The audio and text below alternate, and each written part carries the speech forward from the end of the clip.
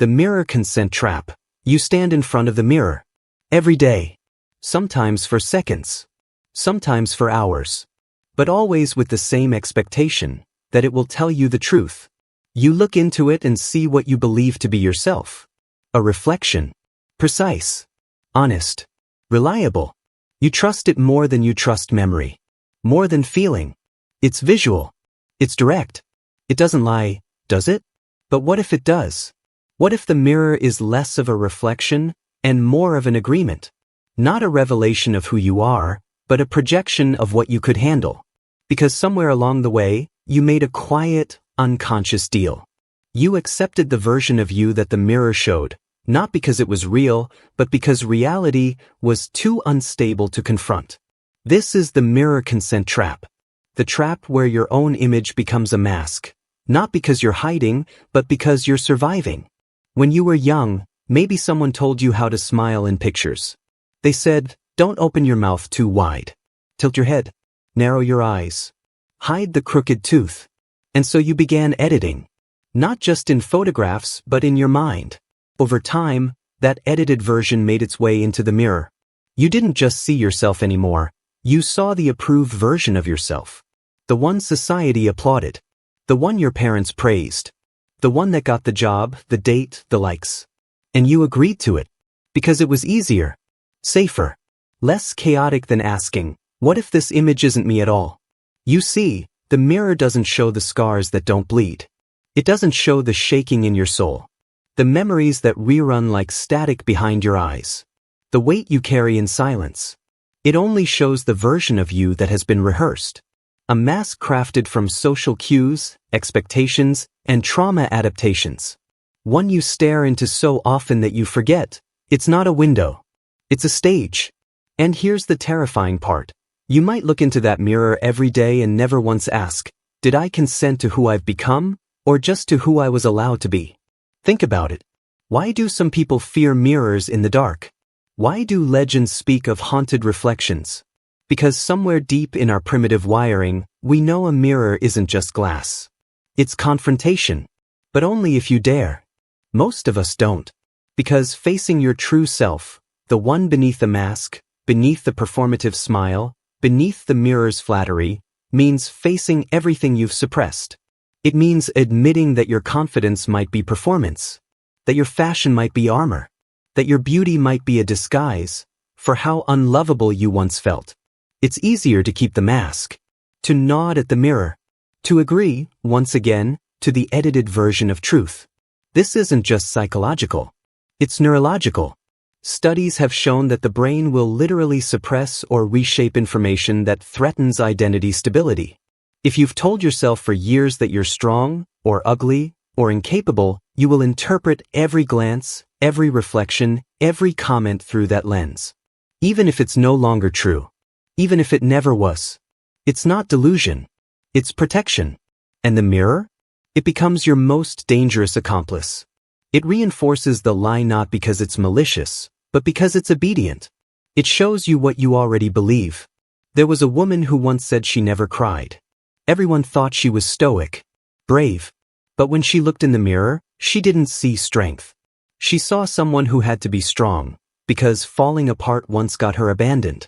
So she consented to that reflection. For years. Until one night, she stood in front of the mirror and didn't recognize her own eyes. Not because they'd changed, but because she had. The mask no longer fit. And for the first time, she didn't smile. She didn't pose. She didn't agree. She simply stared and let the real her bleed through the cracks. That's the only way out of the mirror consent trap. You don't shatter the glass. You shatter the agreement. You break the handshake you made with safety. You stop performing for your reflection. You look beyond the posture, the filters, the symmetry, and ask, who am I without the mirror's permission? And the answer won't come in a single moment. It'll arrive in fragments. In discomfort. In tears that don't have names. In truths that feel like betrayal. Because seeing yourself clearly isn't romantic. It's revolutionary. The next time you face the mirror, don't just look. Don't just adjust your hair. Don't just fake your confidence. Ask it, what part of me have you been hiding, Because I was too afraid to see? Listen. Because that silence? That strange stillness between breaths? That's the truth, finally stepping into the light. Memory ownership Mirish. You remember the smell of the grass under your feet. The way the sun fell that day. The exact words someone said. You're sure of it. You've told the story 100 times. Maybe even cried over it once. And yet, what if that moment was never truly yours? This is the memory ownership mirage. The illusion that every flicker of recollection you carry was born in your mind, lived in your past, belongs to your life. But memory is not a locked vault. It's a sponge, porous, ever thirsty, soaking up the stories, emotions, and lives of others until they feel indistinguishable from your own. It starts small. A detail here. A glance there. You hear your mother tell a story from her youth, a fire, a dog, a song that played in the background. Years later, you describe it to a friend, but not as her memory. As yours. You can see the flames. You can hear the music. You even remember what you were wearing. But that's the trick. Memory is not a file you retrieve. It's a story you reconstruct every single time. And in that reconstruction, your brain doesn't care if the bricks came from someone else's house. It just wants the story to make sense, to feel whole. So it borrows. It blends. It implants. Psychologists call this source misattribution. You remember the content, but lose the origin. You think the dream was real. The movie scene was your childhood. The trauma you read in a novel, somehow embedded into your nervous system as if you lived it. And then, over time, you forget to question. There's a famous study where participants were shown a doctored photo of themselves as a child on a hot air balloon ride, something that never happened. But after a few days, most of them remembered it vividly. Some even added details, what they wore, who they were with, how the wind felt. Not because they were lying, but because their mind, faced with a convincing image and an emotional narrative, filled in the blanks with false certainty. This happens every day. You watch a film about war and find yourself remembering trenches. Not scenes, memories. You hear someone recount their heartbreak and suddenly feel like it was yours. You read a story of loss online and now, weeks later, you swear it happened in your town. What if the saddest thing you ever cried over wasn't actually your grief? Memory doesn't require reality. It requires coherence, plausibility, emotional weight. And if a memory feels like it fits, the mind accepts it without resistance. This is how we end up carrying pain that never belonged to us. Joy that was never ours. Histories we never lived. But it gets deeper. What if your personality is shaped by these adopted memories?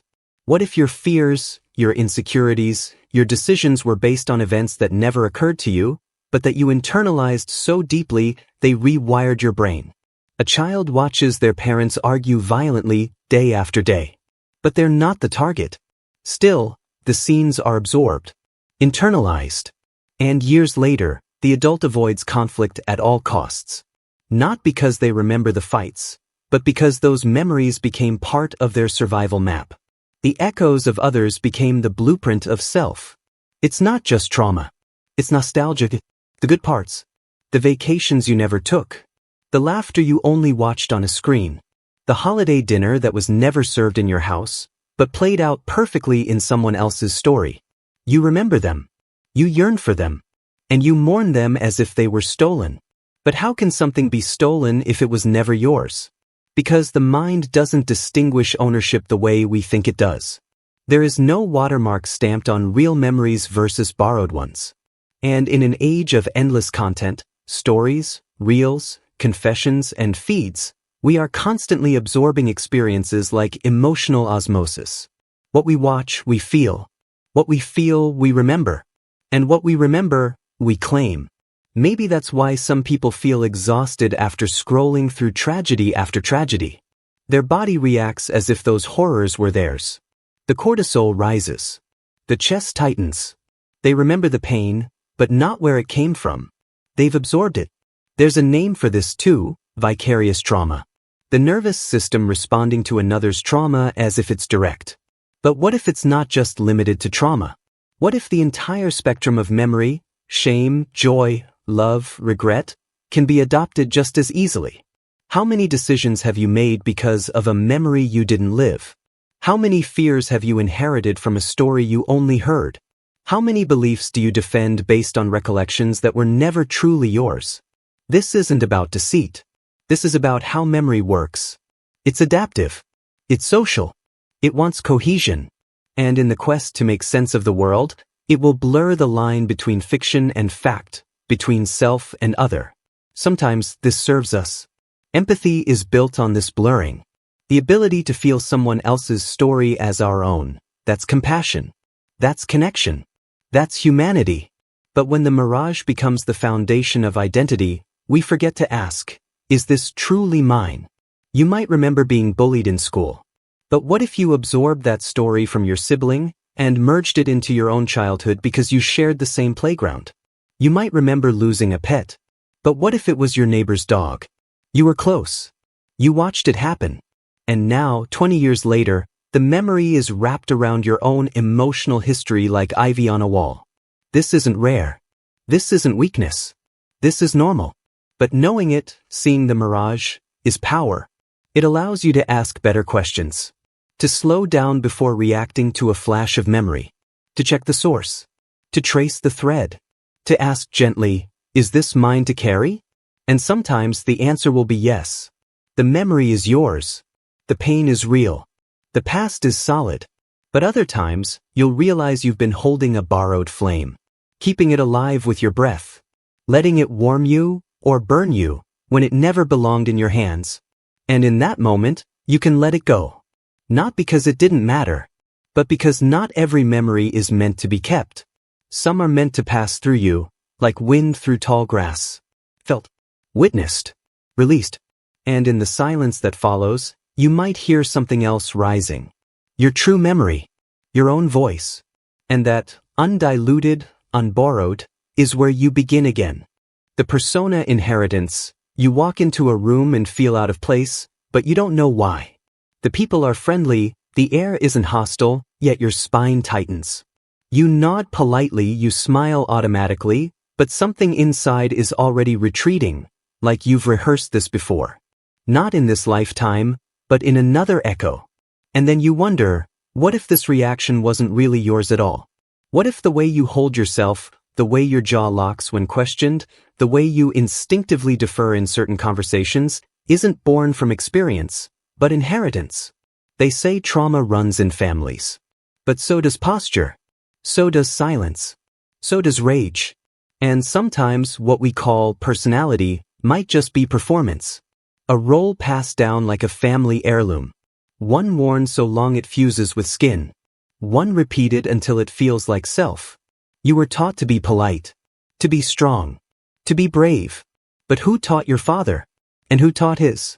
Somewhere down the line, someone wasn't allowed to weep. Someone wasn't allowed to speak. Someone wasn't allowed to rest. And instead of breaking the cycle, they built a persona. A mask thick enough to survive. And that mask didn't die with them. It was handed to you. This is not mythology. It's not metaphor. It's epigenetics. It's psychology. It's memory passed not through stories, but through blood and behavior. Scientific studies have shown that children of Holocaust survivors, of war veterans, of famine survivors, all carry markers in their DNA that aren't just medical, they're emotional. A grandmother's fear of betrayal becomes the granddaughter's hesitation in love. A great-grandfather's battlefield hypervigilance becomes a boy's inability to sleep without checking every lock in the house, twice. And yet we don't question it. We say, I've always been this way. As if personality is permanent. As if instincts aren't echoes. But what if they are? You flinch when someone raises their voice, not because you were ever hit, but because 3 generations back, someone was, and the fear calcified in your nervous system. You sabotage your own success, not because you don't want it, but because somewhere in your lineage someone paid a price for standing too tall. And your body remembers. Maybe that's why some people seem older than their age, not wise, but weary. Not mature, but burdened. As if they're dragging not just their own past, but someone else's unfinished story. It's subtle, this inheritance. A glance. A laugh. A pause before speaking. You don't notice it until you start peeling it apart. Until you start asking, is this really mine? Take the example of Maya. She's a high-performing lawyer in New York, but every time she wins a case, she feels guilty. Unworthy. As if she's stolen something. She explores it in therapy and discovers her grandmother was once disowned for being too outspoken in her Indian village. That act of punishment echoes still. Maya's success feels like betrayal because in her DNA, a warning still rings, don't be louder than the men. Or take Leo. He's constantly apologizing. Even when he hasn't done anything wrong. His father was a stoic man. His grandfather was a POW. His great-grandfather was a priest during war, trained to make peace in chaos. Somewhere down that line, Leo learned that to survive, you shrink yourself. Be pleasing. Be invisible. So when Leo says, it's just how I am, is it? Or is it how his lineage survived? There's something terrifying about realizing you're not entirely original. That pieces of you are inherited performances. That your strengths might be coping mechanisms disguised as personality traits. But there's something liberating too. Because if this isn't yours, you don't have to keep it. You can grieve it, thank it, retire it. But first, you have to notice it. Start small. The next time you overreact, pause. Ask, is this fear familiar? Is it mine, or older than me? When you back out of something good, ask, who first taught me that good things don't last? When you refuse to rest until you've earned it, ask, who made rest a sin? You'll start to notice patterns that don't make sense until you trace the thread back. And sometimes you won't even have the full story. Just the shadow, the sensation, the twitch, the inherited ghost in your bones. And maybe you don't need the whole story to let it go. Maybe naming the feeling is enough. The truth is, you are not just your childhood. You are not just your experiences. You are a mosaic of memories, some spoken, some cellular. You are playing a role written before your birth. But the script isn't fixed. You can rewrite it. And yes, it's hard. Because loyalty runs deep. Especially loyalty to pain. To family. To the dead. There's a strange guilt in shedding what helped your ancestors survive. As if you're saying their suffering was unnecessary. But you're not. You're saying, it ends with me. You can still honor the battles they fought, without carrying their wounds as your own armor. You can still love where you come from, without letting it decide where you're going. Maybe the courage isn't in becoming someone new, but in unlearning the ghost you thought you were. So the next time you feel something that doesn't quite belong, investigate it. Dissect it. Return it. Because the persona you inherited was meant to protect. But now it might be what's keeping you from becoming who you really are. You are not just the actor. You are the author. And the play ends when you decide it's time to stop repeating lines that were never yours to begin with. The storyline fixation, you wake up each morning and resume the role without even realizing it. The tone in your voice. The rhythm of your thoughts. The inner monologue that replays the story of who you are, where you've been, what you've suffered, what you deserve. It all flows so naturally, so consistently, you rarely stop to ask if the script you're following is even yours. But what if it isn't? What if the story you call your life, your identity, your memories, your personality, isn't a record of what really happened, but a performance shaped by expectation, trauma, cultural myth, and the desperate human need to feel like everything makes sense? This is the storyline fixation, the invisible trap that binds people not with chains, but with narrative coherence. You don't cling to facts. You cling to meaning. And meaning needs structure. Beginning, middle, end. Hero, villain, climax, resolution. That's how the brain feels safe, by pretending it understands. But life isn't a clean arc. It's noise, chaos, unfinished moments, forgotten days, random encounters. Still, you gather the fragments and stitch them together into something that feels like fate, like purpose, like a destiny. You weren't born with this story. You inherited it. From the way your parents described your childhood. From the labels your teachers put on you.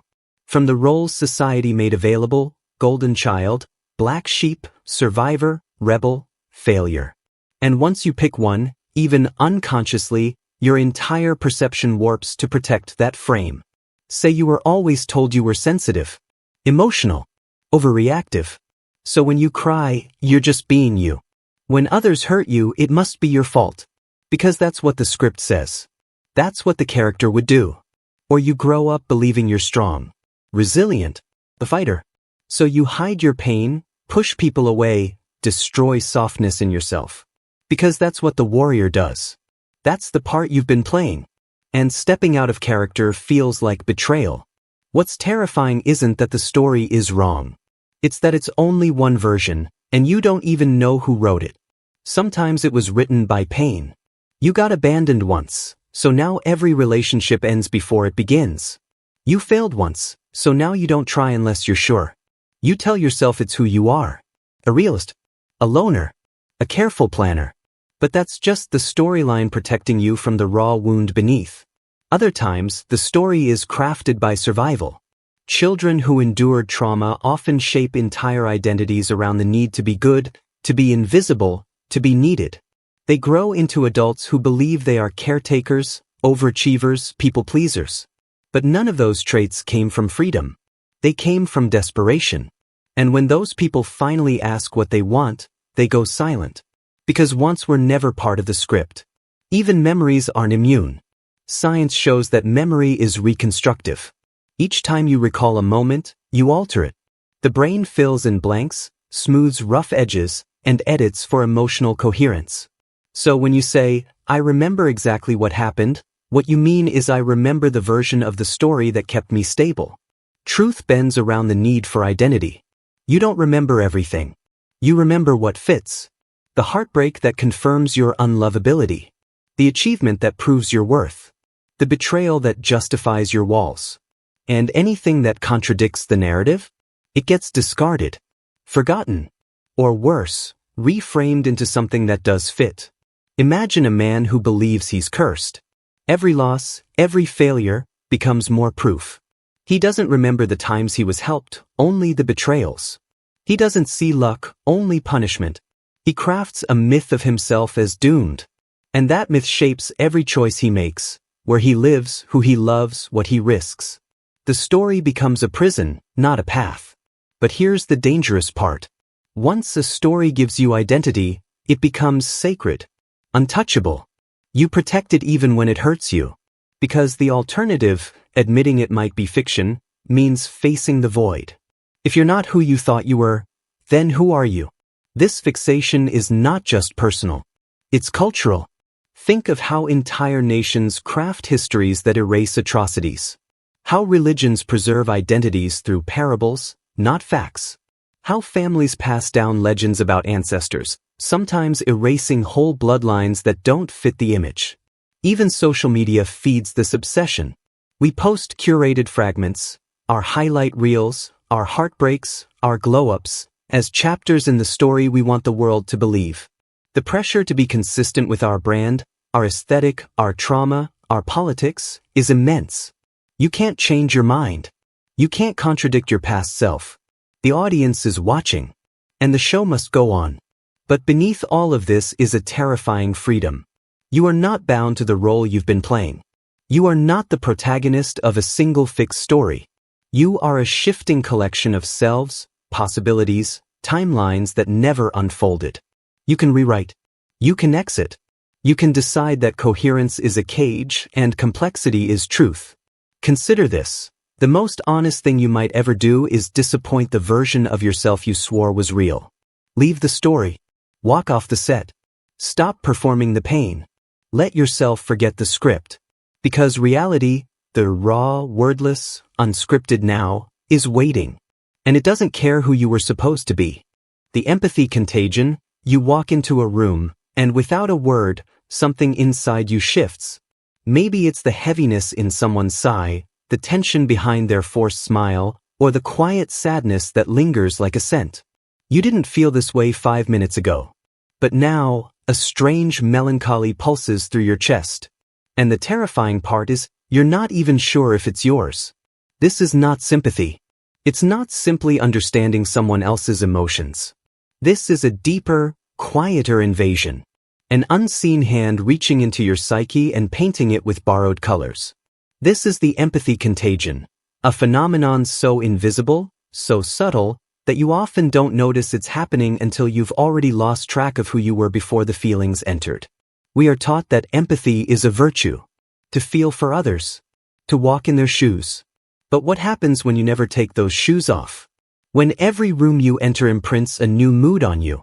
When every person you comfort leaves a fingerprint on your identity? Empaths, highly sensitive people, emotionally porous individuals, they all know this erosion intimately. They've lived through the confusion of waking up anxious without knowing why, only to realize later that someone else's pain had latched onto them like static. Science now recognizes this transfer. Mirror neurons in the brain light up when we observe someone else's emotion or pain, almost as if we are living it ourselves. These neural reflections evolved for social bonding, for caretaking, survival, and tribe cohesion. But they didn't come with an instruction manual. No warning label saying, exposure may result in emotional identity diffusion. Imagine a child growing up in a volatile home. A parent oscillates between rage and sorrow. The child becomes an emotional barometer, anticipating moods to avoid danger. In time, that child's own emotional compass malfunctions. They can feel other shifts before they even happen. But when asked how they feel, they can't answer. Because they don't know. Their emotional field has been colonized. Their sense of self, blurred. It doesn't just happen in families. It happens in relationships, friendships, workplaces. You comfort your friend going through heartbreak, and days later, you're still aching. You support a partner through their grief, and suddenly your body is fatigued, your dreams filled with their sorrow. You listen to a stranger's trauma story, and the weight settles in your bones as if it were yours. And if you do this often enough, you stop noticing the boundaries. Your sadness, their sadness, shared sadness. It all becomes one undifferentiated storm. The danger here is not just emotional exhaustion. It's identity erosion. Because emotions are not just passing states, they are signals. Internal indicators of your needs, your beliefs, your instincts. But when those signals are jammed by foreign transmissions, you lose access to your inner map. You find yourself reacting to stimuli that aren't real for you, making decisions based on someone else's grief, internalizing guilt that was never yours to carry. And the world rewards this self-sacrifice. You're so caring, they say, so intuitive, so strong. But inside, you're disintegrating. Your soul is a mosaic of others' heartaches. You start craving isolation. Not because you dislike people, but because being around them feels like drowning in emotional static. And yet even alone, you carry echoes of what they felt. Like residue that won't wash off. This is not about weakness. This is not about fragility. It's about permeability. And like any system with open borders, there's a need for balance, between openness and protection, between presence and retreat. Because unchecked empathy can mutate into emotional codependence, into chronic burnout, into a spiritual fog where nothing feels like home, not even your own body. So how do you reclaim yourself? First, by noticing. Noticing when a mood enters you that feels foreign. Asking, did I feel this before that conversation? Before that encounter? The more you track emotional changes, the more you begin to map what's native versus what's imported. Second, by naming. Language is power. When you say, this sadness might not be mine, you create a crack in the illusion. You begin to filter, to sort, to choose. Third, by grounding. Your body is your anchor. Movement, breath, stillness, sound, all these tools remind your nervous system that it has a home, a boundary, a sovereign space. And finally, by drawing quiet lines. Not dramatic exits. Not hardened walls. Just quiet, loving separations between being with someone and being inside their storm. Empathy is a gift.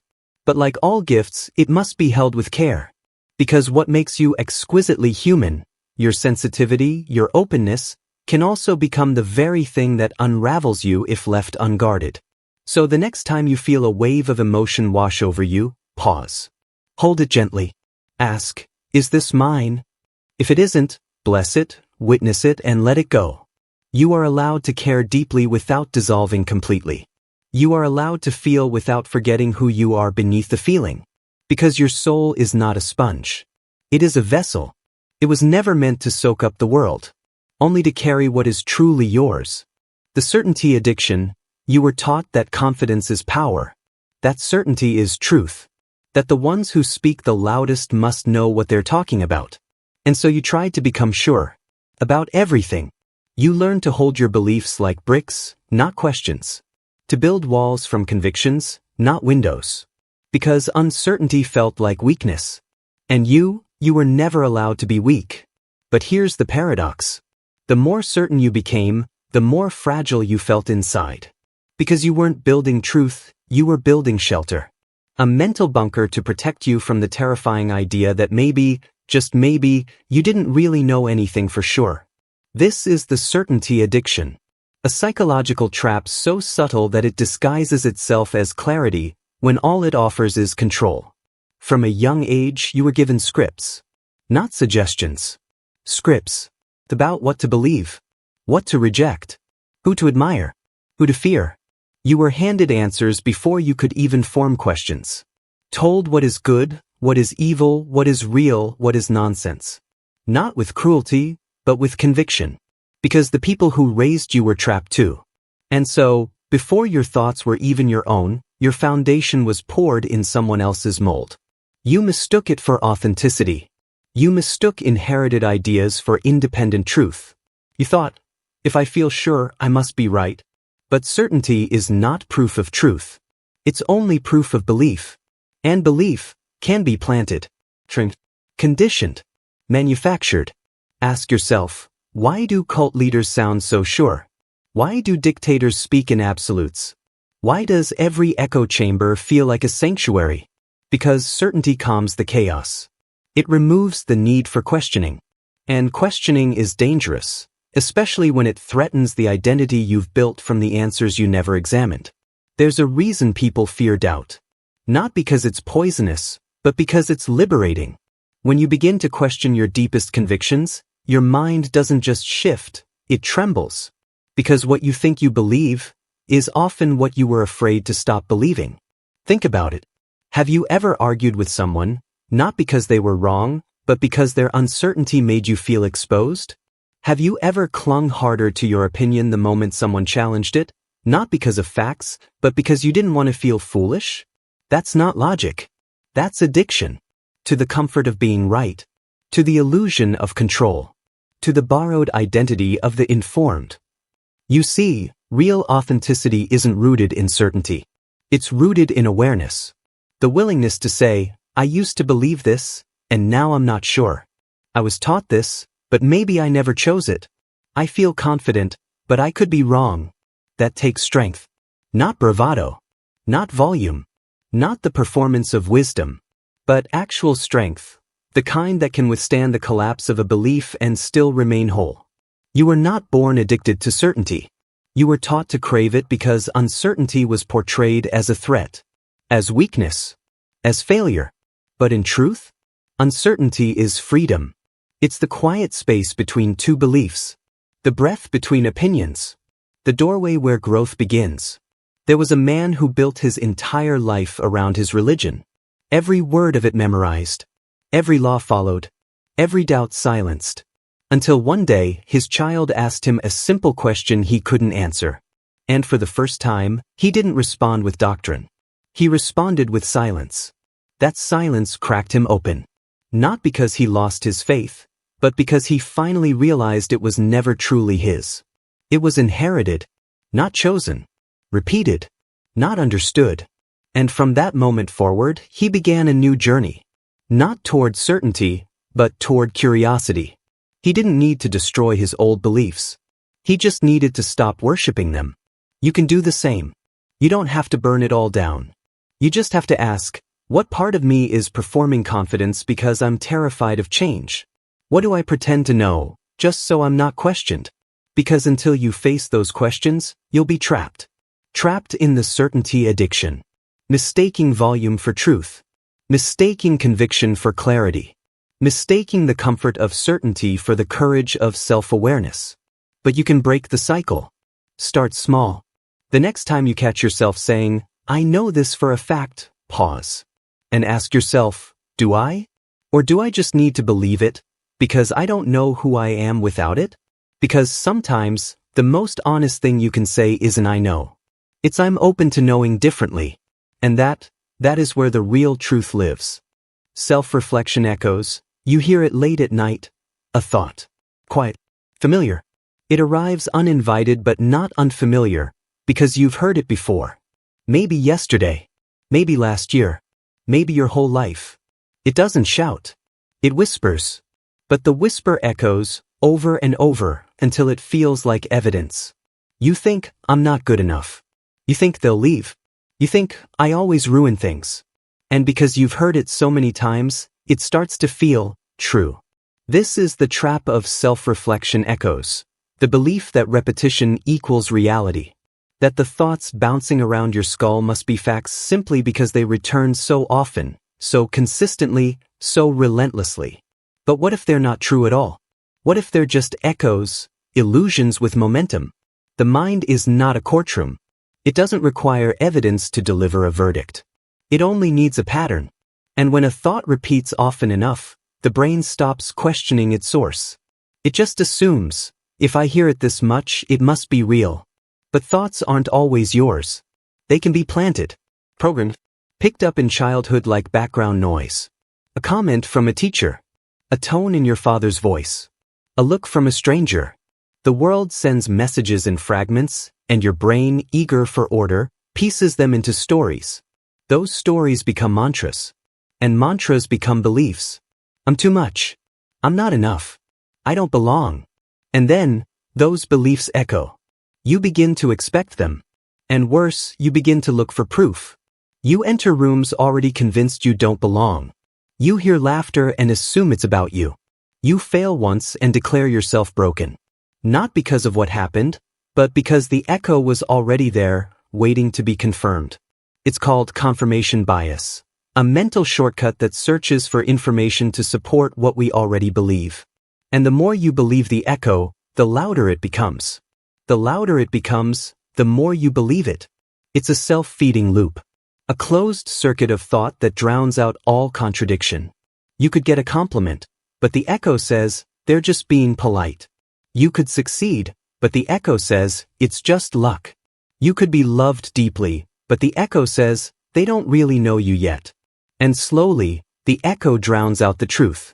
Even silence isn't safe. Because when the world quiets down, your mind gets louder.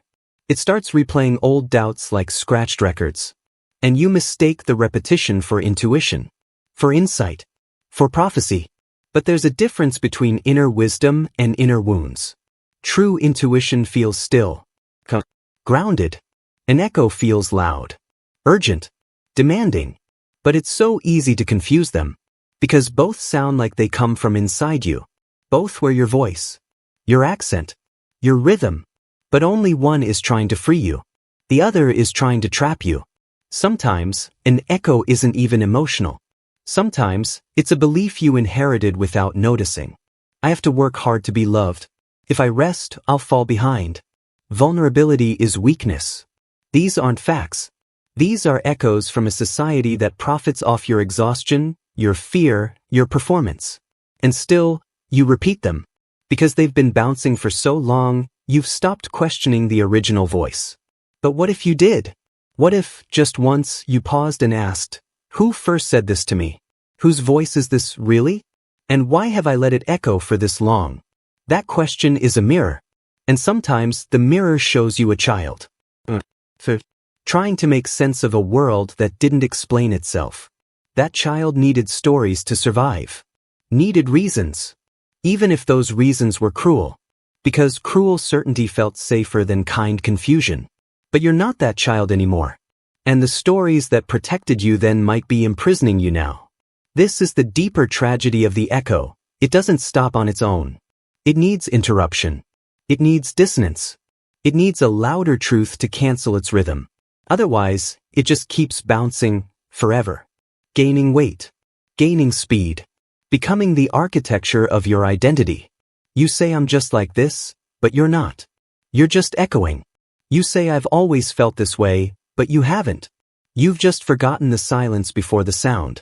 You say it must be true because I think it every day, but maybe you only think it every day because no one ever told you to question it.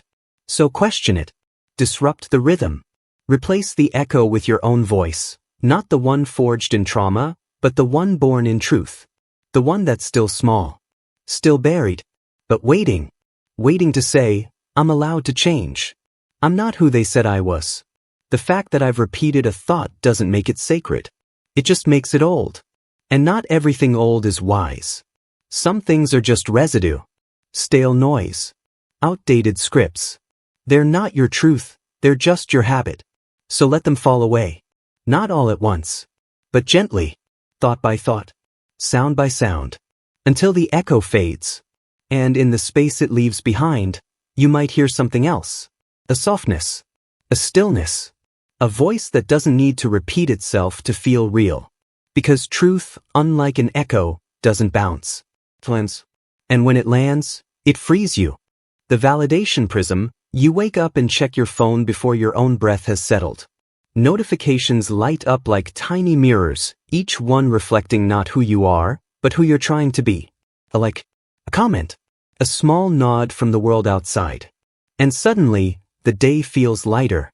But deep down, you wonder, was that feeling yours, or was it just borrowed from someone else's approval? The truth is, we fracture ourselves every time we seek validation. We learn early. A child is praised for being quiet, so she becomes silence. A boy is told he's strong, so he swallows every tear, every softness, to stay worthy of that title.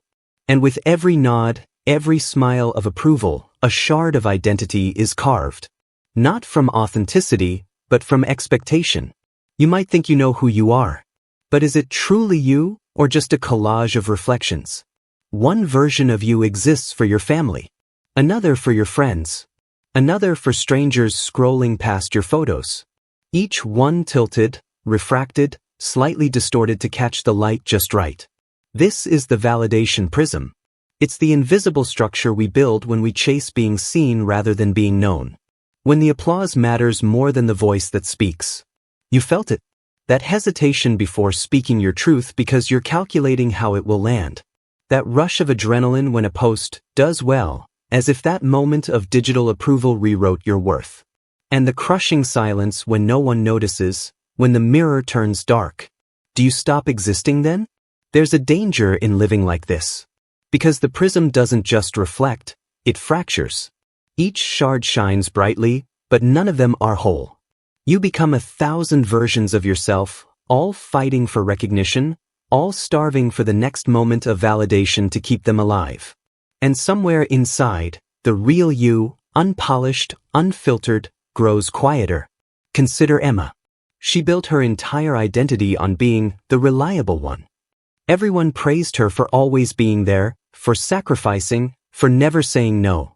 And she loved that praise, until she realized that without the validation of being needed, she felt invisible.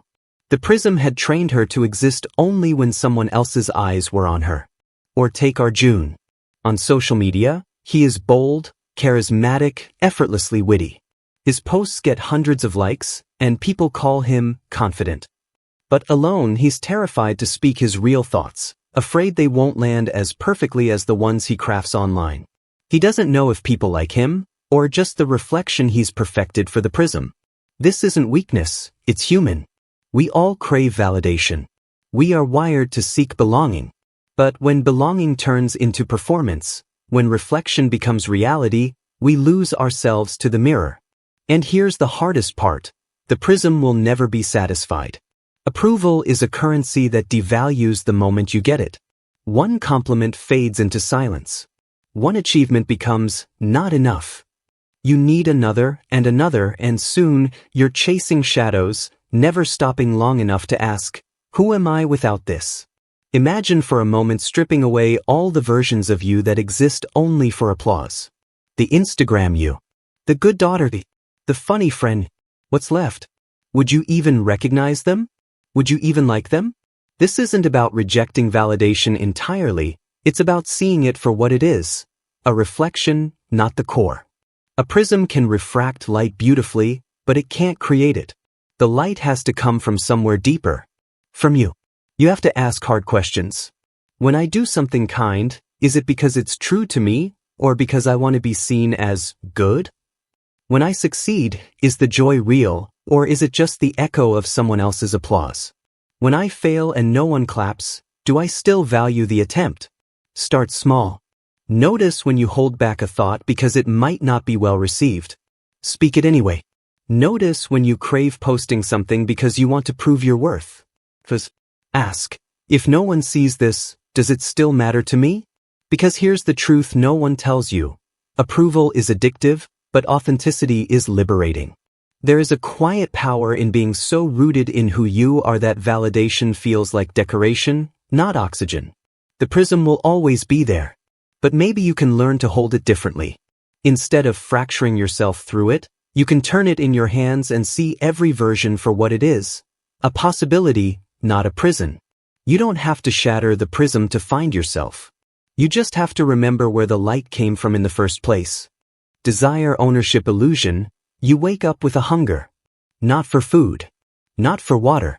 But for something deeper, status, beauty, validation, freedom, control. You call it desire. You call it yours. But is it? From the first toy you begged your parents to buy, to the career you pursued, the partner you fantasized about, the version of yourself you post online, desire has always been there, pulling you forward. Whispering that something is missing. That you are not complete. That once you get this object, this goal, this person, you'll finally feel whole. But what if that whisper wasn't yours? This is the desire ownership illusion, the belief that what you want is self-generated, that your cravings are proof of your individuality, when in reality, many of them were planted, not by fate, not by biology, but by systems, by industries, by people who profit every time you mistake conditioning for truth. Look closely. The shape of your longing is suspiciously familiar. Your idea of success looks like an advertisement. Your idea of romance sounds like a film script. Your idea of rebellion comes packaged in merchandise. Even your spiritual journey is now a branded aesthetic. You crave minimalism, but with premium decor. You want authenticity, but perform it for likes. You seek peace, but only if it comes in a sleek bottle with a discount code. These desires feel personal, urgent, but they were installed. Like software updates you never consented to. Consider the luxury industry. It doesn't sell products. It sells identity.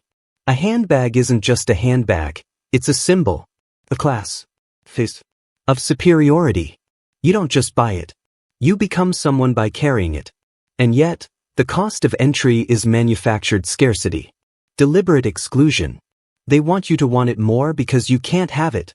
Now look at fitness culture. You're told to be strong, empowered, disciplined. But also thin. Also desirable. Also constantly improving. The goalposts move with every trend. Today it's abs. Tomorrow it's glutes. You chase an image shaped not by health, but by algorithms. And when you fail to reach it, the industry wins again. Selling you shame, supplements, shortcuts. Or think about love. Romantic desire is saturated with scripts. The idea of the one. The belief that passion must be chaotic. That jealousy proves intensity. That being chosen is the highest form of worth. You mimic what you've seen in songs, movies, stories passed down. And when your real relationships don't match the fantasy, you assume something is wrong with you, not with the script. The illusion goes deeper. Even your spiritual cravings, freedom, transcendence, awakening, are monetized. Mindfulness apps, crystal kits, wellness retreats. Desire dressed in white robes, still whispering by me. Still promising peace, only if you follow the funnel. What's dangerous is that desire doesn't feel like programming. It feels like selfhood. It feels like truth. You feel something stir inside and you think, this is me. But the mind is a sponge. And by the time you're old enough to ask what you want, your wants are already secondhand. You were praised for some choices, shamed for others. You were rewarded for fitting in, punished for standing out. And so you adapted. You adjusted your cravings to earn love, attention, survival. You began to want things not because they fulfilled you, but because they protected you. And here's the hardest part. Some of the people who shaped your desires didn't mean to harm you. Parents pass down fears disguised as guidance. Teachers project their regrets onto your ambitions. Even friends pressure you toward paths they themselves are too scared to leave. Not out of malice, but out of their own illusions. So how do you know what's real? Start here. If a desire requires you to hate yourself first, it's not yours. If a goal was born in comparison, in lack, in shame, it's likely borrowed. If the thing you're chasing keeps moving further away the closer you get, it was never meant to fulfill you, only to keep you running. Real desire, the kind that arises from silence, from presence, from untouched places inside you, feels different. It doesn't scream. It doesn't shame. It doesn't demand performance. It calls quietly, persistently, and it often leads you away from profit, away from spectacle, toward something slower, smaller, stranger, but deeply alive. Maybe you don't actually want the promotion. You want rest. Maybe you don't want the spotlight. You want to be seen. Maybe you don't want 1 million followers. You want intimacy. Maybe you don't want more. You want enough. But until you step back, until you stop mistaking the loudest wants for the truest ones, you'll keep running someone else's race, calling it destiny. And the market will thank you. Because the moment you confuse addiction with identity, longing with love, hunger with truth, you become predictable, profitable, controlled. But the moment you pause, question, undo, you become something far more dangerous. You become free. The familiarity hoax. You think you know yourself. You think the things you do, the way you laugh, the choices you make, the kind of people you fall for, the silence you retreat to, are signs of your essence. That they define you. That they are you. But what if they're not? What if they're just habits worn smooth over years of repetition, mistaken for truth? What if the very comfort you cling to is the camouflage of a cage? This is the familiarity hoax. The quiet, insidious illusion where what feels right isn't necessarily what is right, just what's been repeated until it no longer burns. A pattern can be a prison, and sometimes what you call home is just the most convincing loop. It begins early. Maybe you were praised for being quiet, so you made silence your virtue. Maybe you learned that anger leads to abandonment, so you swallowed rage and called yourself peaceful. Maybe love came with chaos, so now when things are stable, you feel bored. You say, this isn't me, but really, it's just unfamiliar. And unfamiliarity feels unsafe, even when it's exactly what you need. You think you're choosing. But how often are your choices just echoes? Echoes of childhood rooms. Of early dynamics. Of relational templates you've never updated. The same script, different characters. You're drawn to it not because it's good for you, but because your nervous system recognizes the rhythm. The human mind seeks efficiency. It favors what it knows. Neural pathways carved by years of emotional survival become highways, while new paths are overgrown with uncertainty. So you stick to what feels like you, unaware that who you could be has been benched, buried under layers of, this is just how I am. You keep finding yourself in the same arguments, the same heartbreaks, the same existential fog. You wonder why you're always drawn to the unavailable one. Why you always sabotage the good thing. Why peace feels suspicious. Why chaos feels alive. You call it your instinct. But instincts can be contaminated. By trauma. By repetition. By the subconscious whisper that says, familiar equals safe. But safety isn't truth. And repetition isn't identity. Have you ever worn an old jacket that doesn't fit anymore, but still feels good because it holds memory? That's what these patterns are. Emotional clothing. Worn not because they suit you now, but because they once kept you warm. And even though they itch, even though they constrict, you hesitate to take them off. Because underneath is skin you haven't seen in years. This hoax thrives in the background. You'll say, I just don't like conflict, not realizing that avoiding conflict has cost you every boundary you ever needed. You'll say, I've always been the helper, not realizing it was how you earned love. You'll say, this is just how I cope, unaware that your coping has become your personality. The truth is uncomfortable, because it asks you to question your favorite parts. It asks you to see your strengths as adaptations, your routines as rehearsals, your life as a script you didn't write, but memorized anyway. And when you try to break it, try a new response, take a different risk, it feels wrong. Not because it is wrong, but because your nervous system screams, "We don't know this." Abort. The mind fears the unknown, even when the known is pain. So you'll sabotage the new. You'll rationalize it away. You'll call it, "not me." But how do you know who you are if you've never lived outside your script? There comes a point where comfort becomes deception. Where the familiar isn't home, it's hypnosis. Where your personality is just the mask that's stuck. And growth? Growth doesn't feel like alignment. It feels like betrayal of who you thought you were, of who others told you to be, of the shell that kept you loved. But beyond that betrayal is truth. A raw, trembling truth that doesn't always feel good, but feels real. To break the hoax is not to erase who you've been. It's to ask, what parts of me are alive, and what parts are leftovers? It's to hold your patterns up to the light, not with shame, but with curiosity. To try the new response even when your hands shake. To feel joy without guilt. To sit in peace without waiting for the fall. You are allowed to outgrow your old self. You are allowed to question what you've always called you. Because maybe you're not lost. Maybe you're just repeating. And maybe the discomfort you feel right now isn't a warning, it's a beginning. Because the most dangerous prisons are the ones we decorate. The ones we call home. The ones that never looked like cages, only reflections. The thought sovereignty, you believe you are thinking for yourself.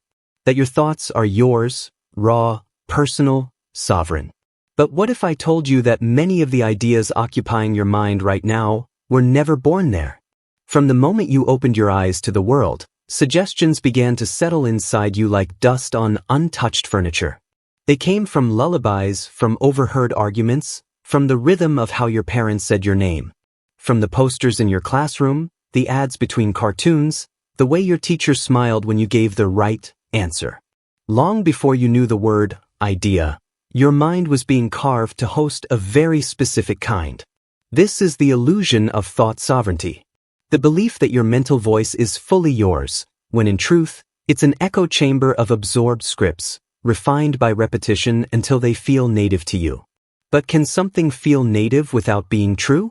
Imagine a child raised in complete isolation, no language, no stories, no norms. Their inner world would be unrecognizable. They wouldn't call a tree beautiful or a lie wrong. These judgments don't grow in silence. They're inherited, handed down, not discovered. Let's take a simple example. You believe in working hard, don't you? That effort equals virtue. But what? Who told you that your worth depends on your productivity? Was it your parents? School? A society that ties moral value to economic output? You may believe it's your ethic, but it might be someone else's leash. Even rebellion, our supposed sign of free will, is often prescripted. A teenager dyes their hair, breaks rules, screams, "I'm different." Yet if you step back, their rebellion often looks like someone else's blueprint, borrowed from films, music, or a subculture sold in glossy packaging. The pose of defiance, bought wholesale. Look at opinions. You scroll online, see a post that enrages or inspires you. The emotion feels real, instant. But who shaped the frame that made you react that way? Who decided which facts to show and which to leave out? The anger you feel may be authentic, but the trigger was manufactured. You didn't choose the menu, only the dish. Let's go deeper. Have you ever had a belief that felt eternal, unchangeable, until one moment shattered it? Maybe you grew up believing a certain group was inferior, or that success had a single shape. Then you traveled, met someone, read a book, and the entire belief crumbled like paper in water. If it can vanish so fast, was it ever really yours? Some thoughts aren't even shaped by direct teaching, but by subtle environmental conditioning. If every film you watched portrayed love as obsessive, dramatic, painful, how will you recognize peace as love when it finally comes? If every successful character you admired was ruthless, will compassion feel weak to you? You'll believe your standards are based on logic or experience, when in fact they're templates left in your brain like graffiti you never noticed. Even your spiritual thoughts, your philosophies, your political leanings, often emerge from cultural inheritance. A conservative in Texas and a communist in Havana both feel deeply convicted. They defend their views with passion, logic, data. But is that logic truly neutral? Or was it shaped to support the narrative they were raised within? If either had been swapped at birth, their beliefs would likely have swapped too. This is not to say we have no originality, but rather that originality is rarer than we think. Most of our mental content is remix, not creation. Influence, not authorship. A song you hum may feel spontaneous, but you heard the melody somewhere long ago. Even language itself is a cage disguised as a tool. You think in words, but those words were taught to you. You describe your sadness, your hunger, your dreams, but can you name an emotion no one taught you to name? If you feel something for which there is no word, you might dismiss it, or worse, reshape it into something more familiar. Thoughts shrink to fit language, and language is inherited. And yet, this realization isn't hopeless. In fact, it's liberating. Because once you see the puppet strings, you can start to cut them. You can begin asking, why do I think this? Where did it come from? Who benefits from me believing this? Do I really agree, or did I just stop questioning? The most dangerous thoughts are not the loudest, but the ones that whisper so quietly they blend into your sense of self. I'm not good enough. This is just how the world works. People like me don't get that kind of life. These phrases wear the mask of truth, but they're often scars, memories of someone else's limitations stitched into your mind. You can start a revolution in silence. By doubting a single thought that once felt sacred. By tracing the ancestry of an idea and deciding not to adopt it. By looking into your reflection and realizing the voice in your head may be an impersonation. You are not broken for having absorbed these thoughts. You are human. The mind is porous. It absorbs to survive. But now that you're aware, the sovereignty you long for can begin, not by shouting louder, but by listening deeper. You don't need to burn your beliefs to reclaim your mind. Just turn them over. Examine the label. Ask who planted them there, and whether they still serve you. Some will pass the test. Others will crumble. And in the quiet space that remains, a new kind of thought will arise. One not fed to you. One not borrowed or rehearsed. Not what you were taught to think, but what you choose to believe with eyes open. That is the beginning of true sovereignty. Not the absence of influence, but the courage to name it. This voice you're hearing now, it too is an influence. So don't accept it blindly. Question even this. Let that be the first real thought. The singular self-fantasy, you tell yourself you are one person. A stable identity. A solid I. A name, a voice, a story. But have you ever wondered who exactly is saying that? Because if you listen closely, if you pay careful attention in moments of conflict, contradiction, or hesitation, you'll notice something strange. There's not one voice in your head. There's a committee. There's the version of you that shows up at work, confident, rational, composed. And then the one who comes alive with old friends, cracking jokes that the professional you would find immature. There's the version that seeks revenge, the one that preaches forgiveness, the one that begs for attention, and the one that resents being seen at all. They don't all sit in harmony. They argue. They contradict. They interrupt each other mid-thought. And sometimes they sabotage each other. One self makes the resolution to quit drinking. Another pours the whiskey the same night. One self wants to be loved for authenticity. Another carefully crafts the mask to appear invulnerable. You wake up thinking one thing, and go to bed having done the opposite. And yet you say, "This is who I am." As if you were a single person. As if all these inner fragments were merely passing moods and not contenders for the throne of your consciousness. This is the fantasy of the singular self. A beautiful, comforting lie. But reality is messy. You're not a character in a novel, consistent from page to page. You're more like an anthology with many authors, each taking turns with the pen. One writes in comedy. One in tragedy. One in rage. Another in longing. Each convinced they are the real you, until the next one steps in. Psychologists have long studied this multiplicity.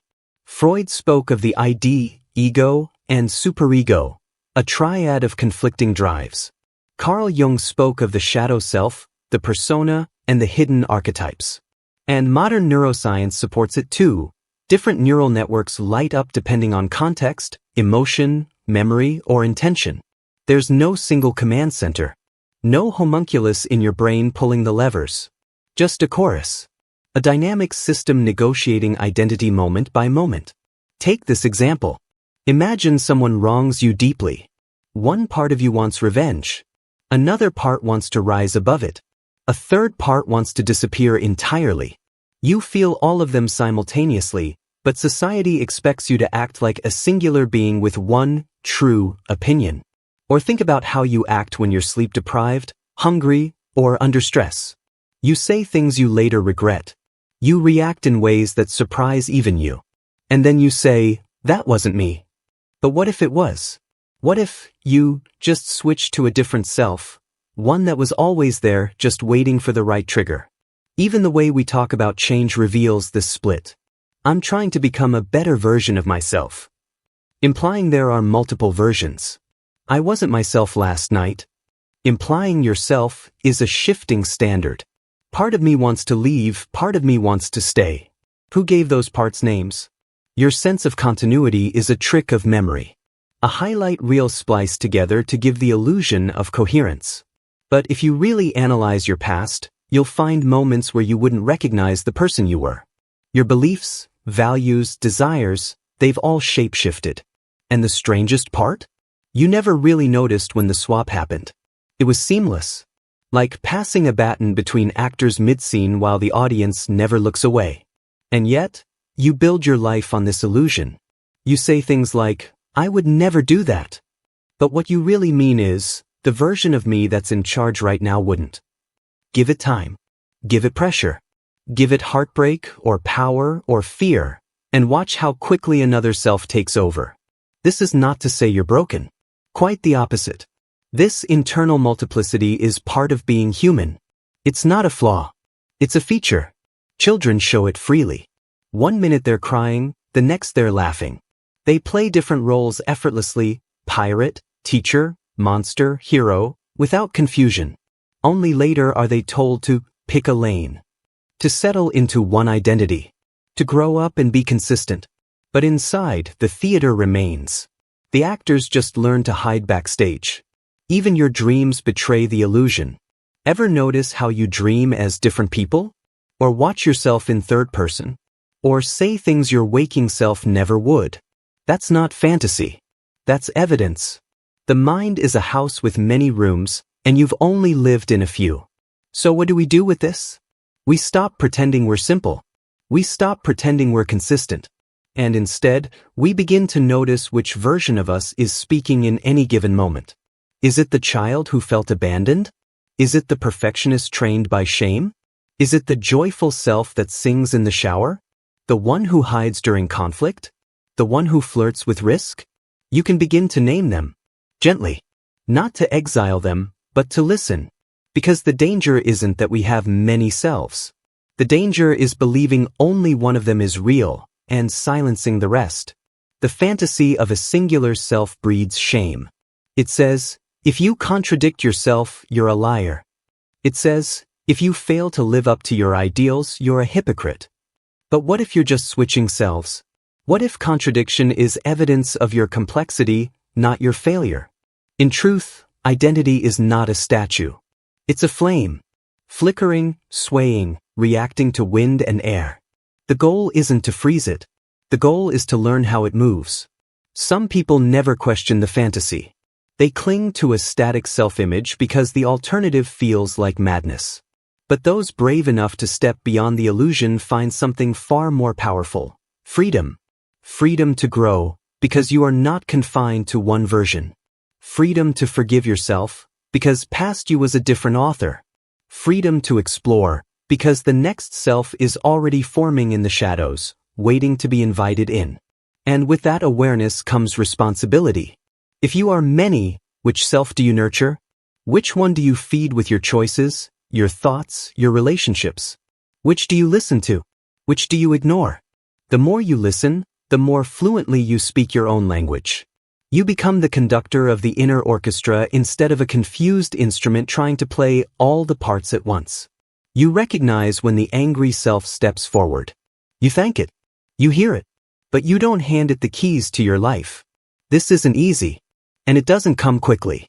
But if you stay curious, if you keep watching the stage, you'll start to notice when the actors change costumes. You'll stop saying, I am this, and start saying, this part of me is here right now. And that is the beginning of inner sovereignty. Not pretending you are one, but learning to live wisely as many. Because behind your eyes, countless selves wait to rise. And maybe the real you, the deepest you, is not one of them, but the quiet witness who sees them all. The trait imprint. You think you're naturally shy, or born a leader, or just not the creative type. As if your personality is some carved statue, unearthed from the depths of your DNA, already sculpted and sealed. But what if those traits you cling to, your confidence, your caution, your calmness, were never yours to begin with? What if they were imprinted on you, slowly and silently, through every glance, gesture, punishment, and praise that shaped your childhood without ever announcing itself? What if your personality isn't you, but just what survived? Think of a toddler who screams with joy while dancing in public. If a parent laughs and encourages the wildness, the child learns, this is welcome. But if a parent pulls them back, whispers, don't be embarrassing, the child internalizes something else entirely. Not just a lesson in etiquette, but a lesson in identity. They don't stop dancing once. They slowly stop believing they're someone who can. And so, shy begins. This is how traits become tattoos, pressed into skin by invisible hands. You didn't grow into yourself. You were grown into someone. It's called the trait imprint. And it means the things you think are you might be echoes of someone else's script, downloaded into your nervous system before you ever had the chance to question. You say you're bad at confrontation. But how often were you punished for speaking up? You claim you're responsible. But what was the cost of failing as a child? Who praised you when you got everything right? And what did you learn to fear when you didn't? These aren't quirks of nature. These are blueprints etched by power dynamics, early authority figures, unspoken rules of survival. Your personality might be less about choice and more about compliance. And here's the haunting part.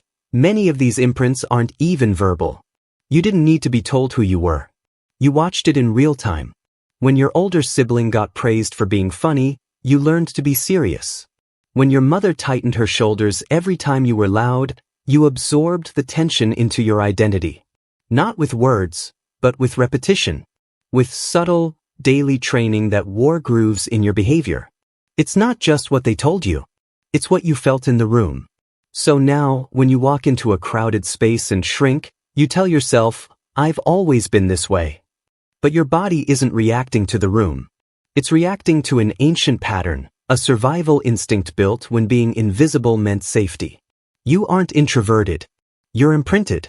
The trait imprint is terrifying not just because it questions your personality, but because it questions your freedom. How much of your free will is just the consequence of early emotional economics? If you were punished for curiosity, you'll call yourself logical.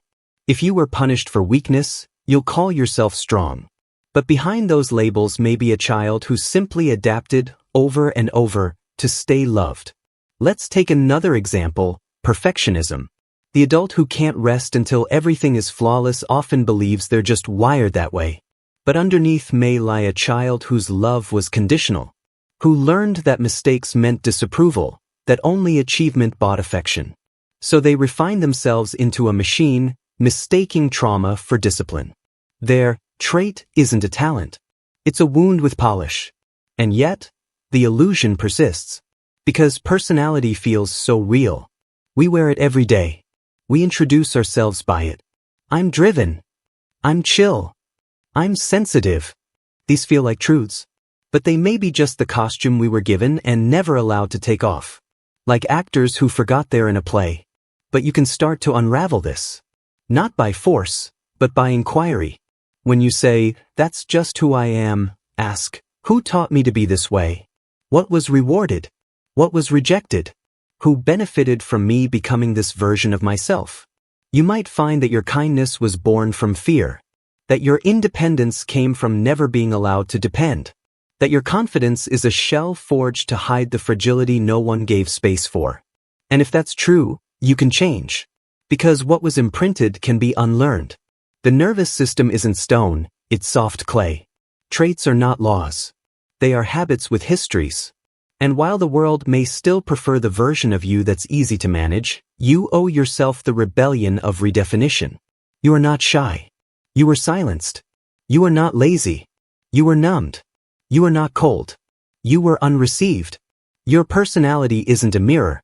It's a map of survival strategies. And maps can be redrawn. So when you feel the limits of who you think you are, don't accept them as final. Remember, personality is not a prison. It's a performance. And now, the stage is yours. The continuity hypnosis. You wake up and tell yourself you're still you. Same person. Same name. Same favorite color. Same general dreams. But if someone could peel back the layers of your mind like sediment in ancient rock, they'd find fossils, versions of you you've buried and forgotten, dressed in old opinions, obsolete desires, and broken beliefs you now swear you never held. This is the hypnosis of continuity. The quiet lie we whisper to ourselves each morning, that we are one unbroken identity, steady across the shifting sands of time. But let me ask you something brutal. Where is the version of you who once cried themselves to sleep over someone you now barely remember? Where did they go? Where is the person who once believed in a God without question, or the one who raged against the world with fists full of teenage rebellion? Where is the self that once loved with reckless fire, swearing they'd never love again, only to be replaced by a softer, colder version years later who doesn't even blush at the memory? We wear this illusion like a skin. This sense of personal continuity. That there's a central I inside, a stable core that has persisted through the years. But it's theater. Neural costume changes. Psychological editing. Every heartbreak, betrayal, success, and routine Tuesday afternoon reshaped you, sometimes in ways so subtle you didn't even notice the death inside the change. And yet, the voice in your head never skips a beat. It says, yes, this is me, even as the cast rotates behind your eyes. The brain is a master illusionist. It retroactively knits together your fragmented past, stitching together the gaps with plausible stories to preserve the myth of identity. Neuroscience has shown that our sense of self is not a single, continuous thing, but rather a patchwork quilt of memories, habits, and internalized scripts, constantly updated, edited, and rewritten. And yet we cling to this storybook self, this stable protagonist we imagine is steering the ship. But identity doesn't move like a river. It shatters and reforms like glass under pressure. Think about when someone goes through trauma. A child who endures emotional abuse often becomes an adult who doesn't even recognize the version of themselves that used to smile freely. That child dies quietly, replaced by a more guarded, calculating self, one who learned to survive, not thrive. And yet, the adult never grieves the death of that childlike self. They just carry on, calling it growth. Or look at people after profound life shifts. Converts after religious experiences, addicts in recovery, or soldiers returning from war. They often say things like, I'm not who I was. And they're right. Because that person, in many ways, doesn't exist anymore. But society gives us no ritual for the burial of past selves. No funeral for the innocent teenager you were. No eulogy for the angry young man who couldn't stop fighting. No goodbye to the dreamer who thought everything would work out by 30. Instead, we hypnotize ourselves with routine, nostalgia, and timelines, smoothing over the ruptures like makeup over a scar. What we call memory is not a recording, it's a reconstruction. And every time we remember something, we're actually remembering the last time we remembered it, layering edits, moods, and biases like dust over an old painting. So how much of who you think you've been is just a recycled fiction your brain has reinforced to avoid identity collapse? And yet the illusion has a purpose. Without it, we would disintegrate. The self needs a sense of story to function. Without the belief in personal continuity, life would feel like a film with no protagonist, just disconnected scenes with no thread. So we lie, but beautifully. We pretend our personalities are permanent, our values unchanged, our names synonymous with some eternal me. But if we're honest, the self is a mosaic of ghosts. Think about your social media from 10 years ago. The way you used to pose, the things you thought were worth sharing. Doesn't it feel like someone else lived that life? You can see your own eyes in the photos, but behind them, a completely different narrator. Or the voice notes you once sent to someone you loved. Would you recognize the tone, the softness, the blind certainty? Would it scare you how far you've drifted from that version? Now imagine if someone played every voice you've ever used, side by side. The version of you who negotiated a job offer. The you who begged someone not to leave. The you who screamed into a pillow. The you who read bedtime stories, or lied on a resume, or pretended to be okay. Which one is real? Which one is permanent? None of them. And all of them. We're taught to strive for authenticity, as if there's a stable, true self waiting to be discovered under the masks. But what if the masks are the self? What if we are just the accumulation of everything we've ever pretended to be, loved, lost, feared, and forgotten? What if the idea of a singular you is just a convenient placeholder for the swarm of personas you've hosted like rooms in a haunted house? The hypnosis lies in the comfort of believing we've always been this version of ourselves. That there was a through line from childhood to now. But in truth, we've been many. And we will be many more. You might change again next year. Fall in love with someone who makes you rewrite your moral compass. Suffer something that numbs your current passions. Or wake up one day and find you no longer relate to the dreams you've chased for a decade. And yet, the voice will still say, "This is me." But tonight, if you're brave enough, sit with your ghosts. Think of the selves you've lost, not as failures, but as necessary phases in your becoming. Mourn them. Thank them. Realize that identity isn't a noun, it's a verb. You are not someone. You are something happening. A process in motion. A flame that has never held the same shape twice. This is not a flaw. It is your freedom. Because once you see through the continuity hypnosis, you're no longer enslaved to the story. You can change without guilt, evolve without shame, and embrace the next version of you not as a betrayal of the past, but as its natural conclusion. The self is not a statue, it is smoke. And in the right light, it is beautiful. The responsibility mirage. You like to think you chose this, that your anger was righteous, that your joy was earned, that your guilt is yours to carry.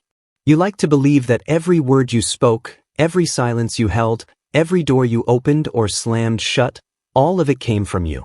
As if the you that acted was some lone conductor of the symphony of your life. But what if you're not the composer, only the echo? The responsibility mirage begins with a whisper, not a scream. It's the silent idea that you are the author of your actions, the master of your moods, the captain of your moral compass. It flatters you with the illusion of control, seduces you with the pride of agency.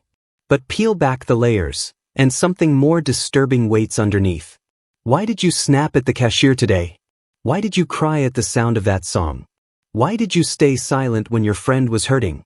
The easy answer is, because I decided to. But is that true? Or were you reacting to a script you didn't write, one drafted long before you could read? Imagine you're walking through a forest of invisible hands. Each one nudges you slightly. One belongs to your childhood, where your father's silence taught you that emotions are unsafe. Another belongs to your culture, where strength means never apologizing. Another is shaped like a news headline that made you afraid of strangers who don't look like you. And another is a memory you no longer recall, but which trained your nervous system to freeze when conflict arises. And then, in the middle of that invisible forest, you make a decision. Or so it seems. That's the mirage. We like to trace cause and effect in clean lines. I chose this. I'm responsible for that. But our choices are tangled in unseen networks of conditioning, trauma, culture, media, biology, social mimicry, ancestral fears. A man who cheats on his partner may believe it was a moment of weakness. but he may be acting out the unfinished betrayal his mother modeled. A woman who constantly apologizes may think she's just being polite, never realizing her nervous system was trained in girlhood to survive by pleasing. The illusion deepens because society rewards this myth. Take responsibility, we are told. And yes, on the surface, accountability builds integrity. But what if responsibility isn't a straight line, but a shattered mirror? What if taking responsibility is often just another way of polishing the surface of an identity you didn't even choose? How much of your personality is preference, and how much is protection? How much of your kindness is empathy, and how much is fear of rejection? How much of your confidence is truth, and how much is overcompensation for ancient shame? You think you chose your reactions, but many of them are echoes of childhood rewards, of religious guilt, of peer pressure, of invisible algorithms that told you what to like and what to want before you even knew you were being targeted. This doesn't excuse wrongdoing, but it does demand humility, because the more you see the levers behind your actions, the less you cling to the illusion of a sovereign self. And yet, if everything is influence, then what is left of you? That's the terrifying part, and also the liberating one. Because once you see the puppet strings, you are no longer a puppet. Awareness breaks the loop. Awareness lets you pause before the reaction, examine the emotion, question the desire. It gives you a moment, not of absolute freedom, but of expanded vision. That moment is rare, precious, because even self-awareness can be hijacked. You might start performing humility, weaponizing vulnerability, curating your introspection into a brand. Even that is a trap. So what then? Give up responsibility altogether? But redefine it. Responsibility isn't about owning every impulse as if you handcrafted it in a lab of pure will. It's about acknowledging the storm of forces within you, and still choosing how to sail. It's about recognizing that yes, the anger was conditioned, but how you use it now is up to you. Yes, the fear was inherited, but whether you let it make your decisions is your moment of truth. You are not the sole author of your behavior, but you are the editor. The one who can revise, reframe, rewire, if you dare to look honestly. The responsibility mirage isn't about erasing selfhood. It's about tracing it to its roots and realizing that responsibility begins where illusion ends. So next time you say, I had no choice, stop. Breathe. Ask, who wrote that script? And do I still want to perform it? Because maybe, just maybe, the most responsible thing you can do is unlearn the person you were trained to be. The consistency hoax. You praise yourself for being consistent, for standing by your word, for not changing your mind. You call it integrity, stability, maturity. You think it makes you strong. But what if it's not strength? What if it's fear? Fear that if you change your mind, the image you've spent years crafting might crack. That the story you've told about yourself, who you are, what you believe, might fall apart in front of you. And so, instead of evolving, you cling. Not to truth, but to continuity. This is the consistency hoax. You see, we are taught from a young age that contradiction is weakness. That changing your mind means you're unreliable, fickle, or confused. That your opinions must stay stable across time, or else you weren't thinking clearly to begin with. But this is a lie whispered by ego. Because truth is messy. Growth is uncomfortable. And the person who never contradicts themselves is either not learning or is lying. Think of the person you were 5 years ago. Did they see the world the way you do now? Did they love the same, fear the same, fight for the same things? Probably not. But instead of honoring that transformation, many of us suffocate it because we're terrified of being seen as inconsistent. You said you hated something once, and now you love it. You made a bold claim online a year ago, and now you're not sure you believe it. But the internet remembers. Your friends remember. And so you stay loyal to an old version of yourself, not because it's true, but because it's familiar. You become a prisoner of your own performance. Politicians, celebrities, even spiritual teachers, how many have refused to change course, even when evidence demands it, just because changing would look like weakness? How many relationships have stayed broken, simply because someone didn't want to go back on their word? But here's the twist. Consistency isn't virtue when it's divorced from growth. It's vanity in disguise. Imagine a scientist who refuses new data because they once published a theory they no longer believe. Imagine a parent who clings to outdated parenting methods just to avoid admitting, "I was wrong." Or a partner who keeps hurting the one they love because to change would mean admitting past harm. Consistency is comforting. It gives us a story to live inside. But when the story no longer fits, it becomes a cage.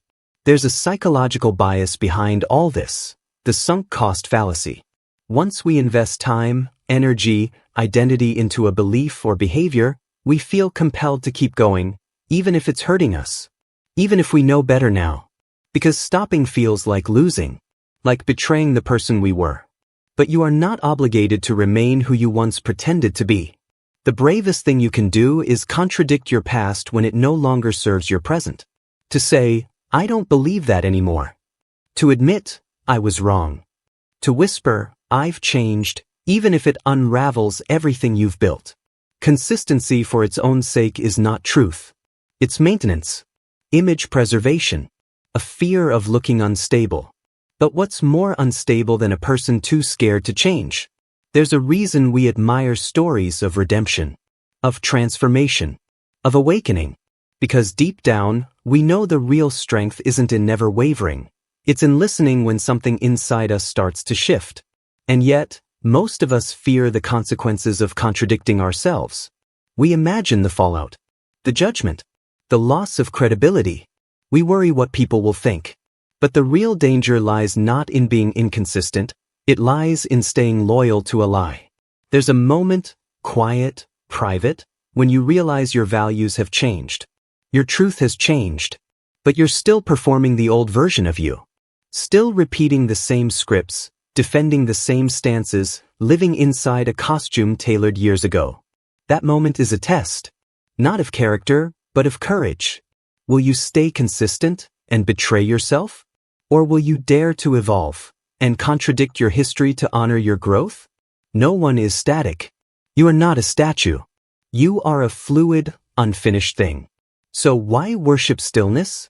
Some of the most authentic people are those who have changed radically, who once spoke with fire for a cause and now sit in silence to rethink it, who once believed in punishment and now seek restoration, who once defined themselves with certainty and now live in questioning. And still they are whole. Still they are honest. Because their identity isn't based on defending yesterday's image, but on honoring today's truth. So next time you feel the urge to stay consistent just for the sake of appearances, pause. Ask yourself, is this still true for me? Would I believe this if I were hearing it for the first time now? And if the answer is no, then dare to shift. Contradiction is not betrayal. It's the sound of a soul breaking its own chains. Let others call you inconsistent. Let them whisper about how you've changed. Because you have. And that's not weakness.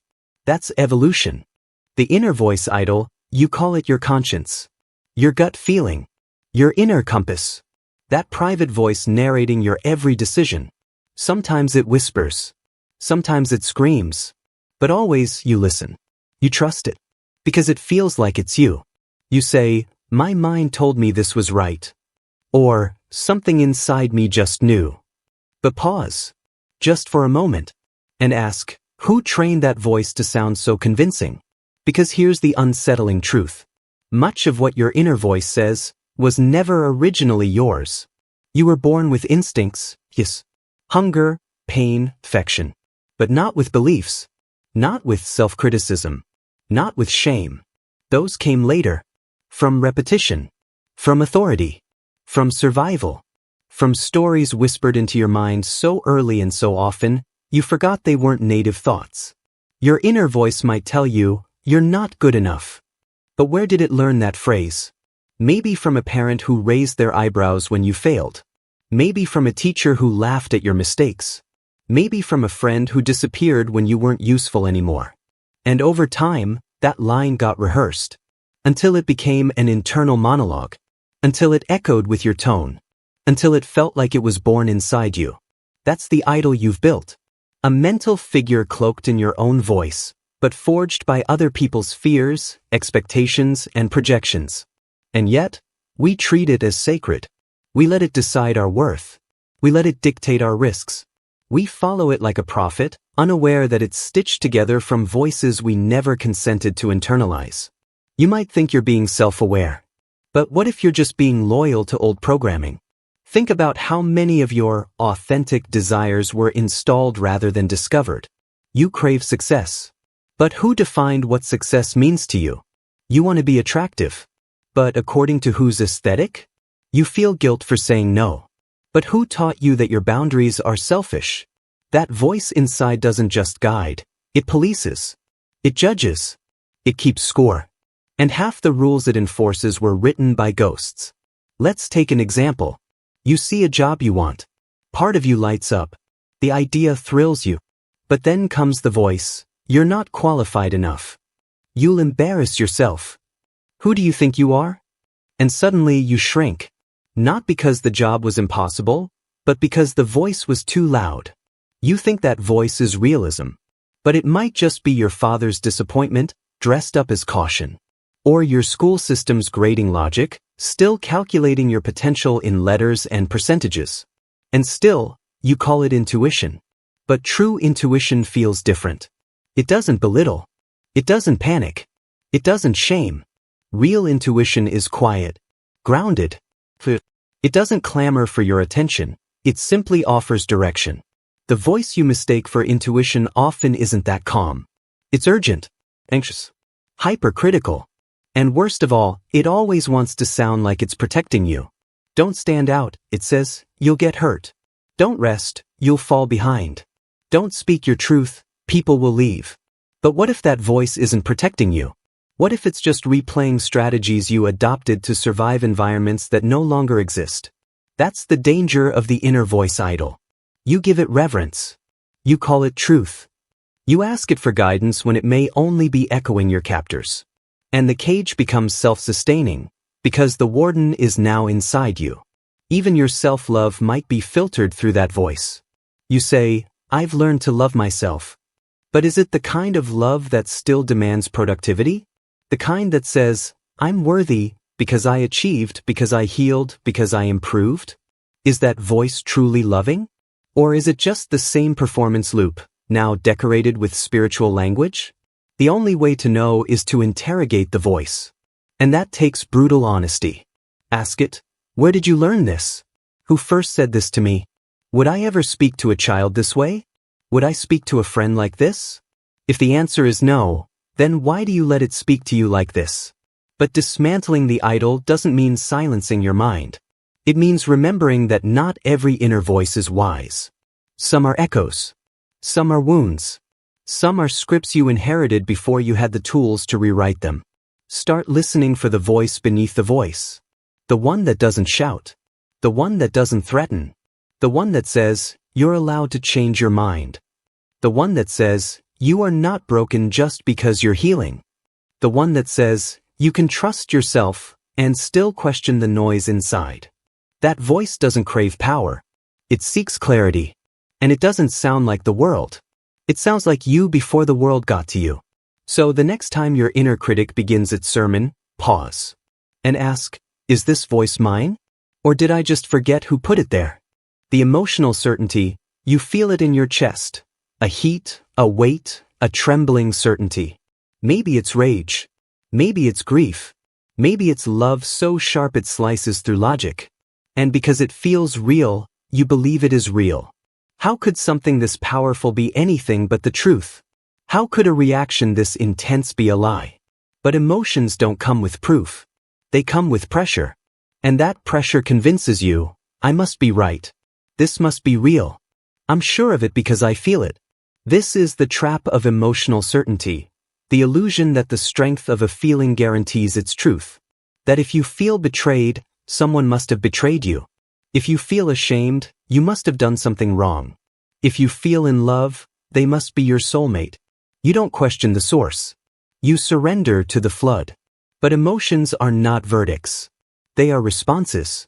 And responses can be shaped, tricked, manipulated, or misplaced.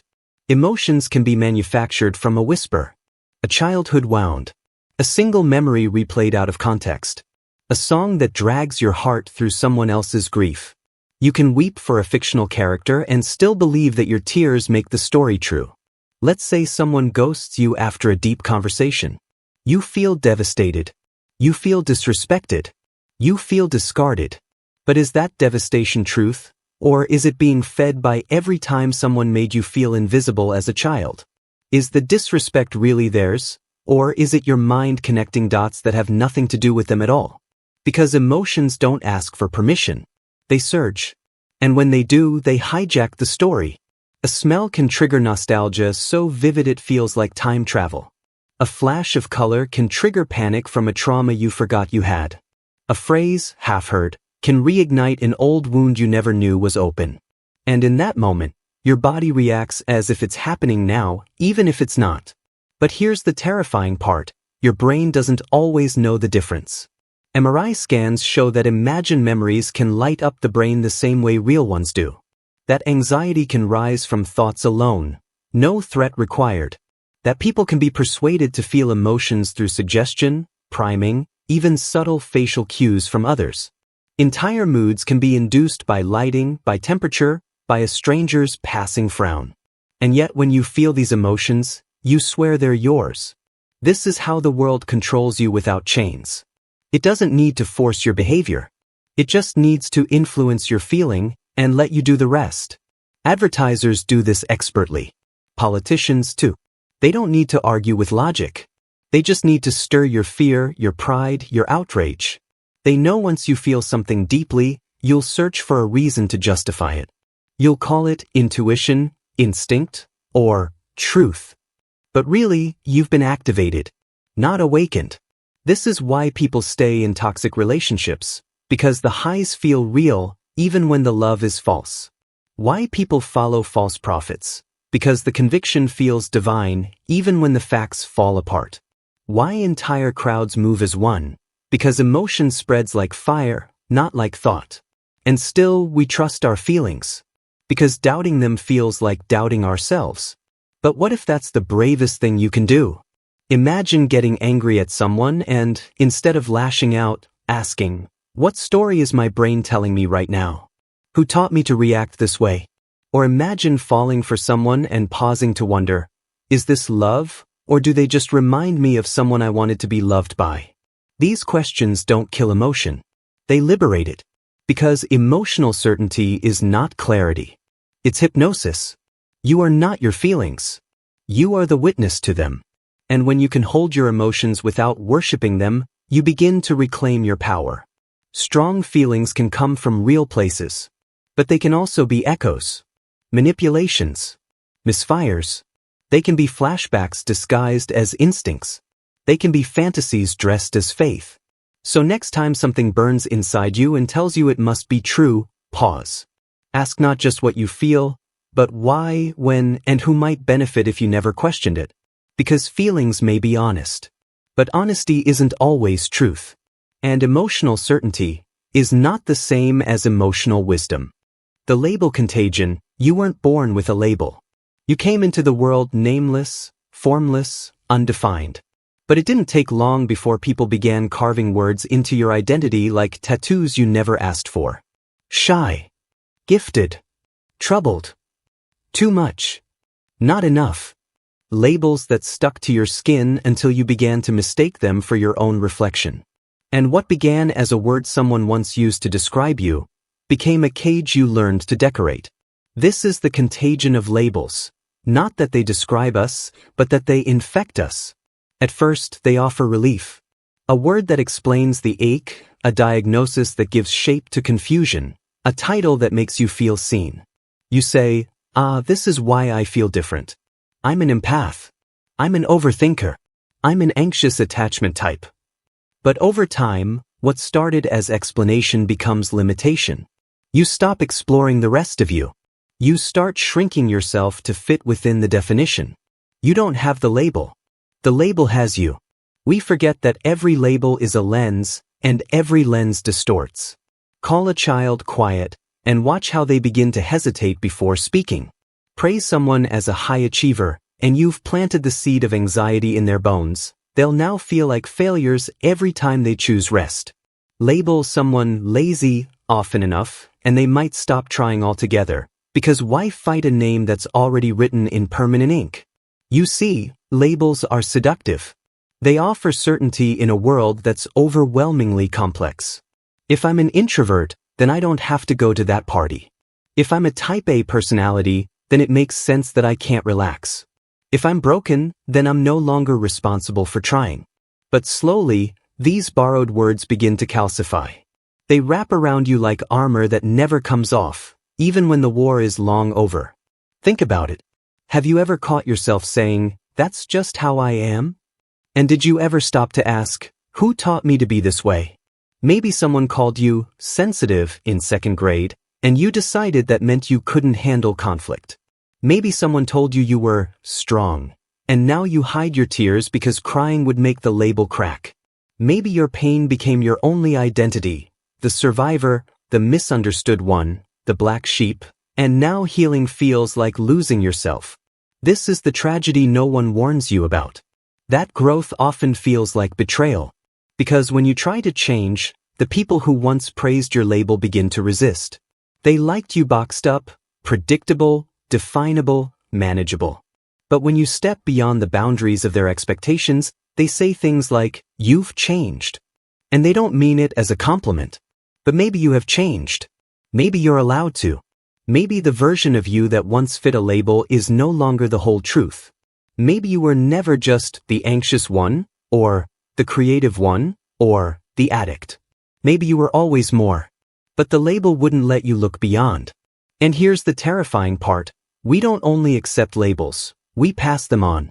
We label others to feel safe ourselves. She's a narcissist. He's emotionally unavailable. They're toxic. He's just lazy. She's too needy. And with each word, we reduce people to caricatures of themselves, freezing them in time so we don't have to deal with the chaos of who they really are, messy, evolving, contradictory. But no label can capture the entire symphony of a person. You are not a file that can be neatly categorized. You are a storm of instincts, memories, impulses, dreams, and fears. You are someone who cries during sad movies and then laughs 5 minutes later for no reason. You're the person who gives incredible advice to friends but spirals in your own life. You're a walking contradiction, and that's not a flaw. That's freedom. So what happens if you let the labels go? What happens if you stop calling yourself broken, or weird, or avoidant, or failure, or even gifted? What if, instead, you allowed yourself to be undefinable, fluid, in progress, capable of surprising even yourself? Maybe you'll realize that being quiet doesn't mean you can't speak up when it matters. That being strong doesn't mean you're not allowed to fall apart. That being damaged doesn't mean you're beyond repair. That being successful doesn't mean you aren't lost. Because every time you say, "I am this," you are also saying, "I am not that."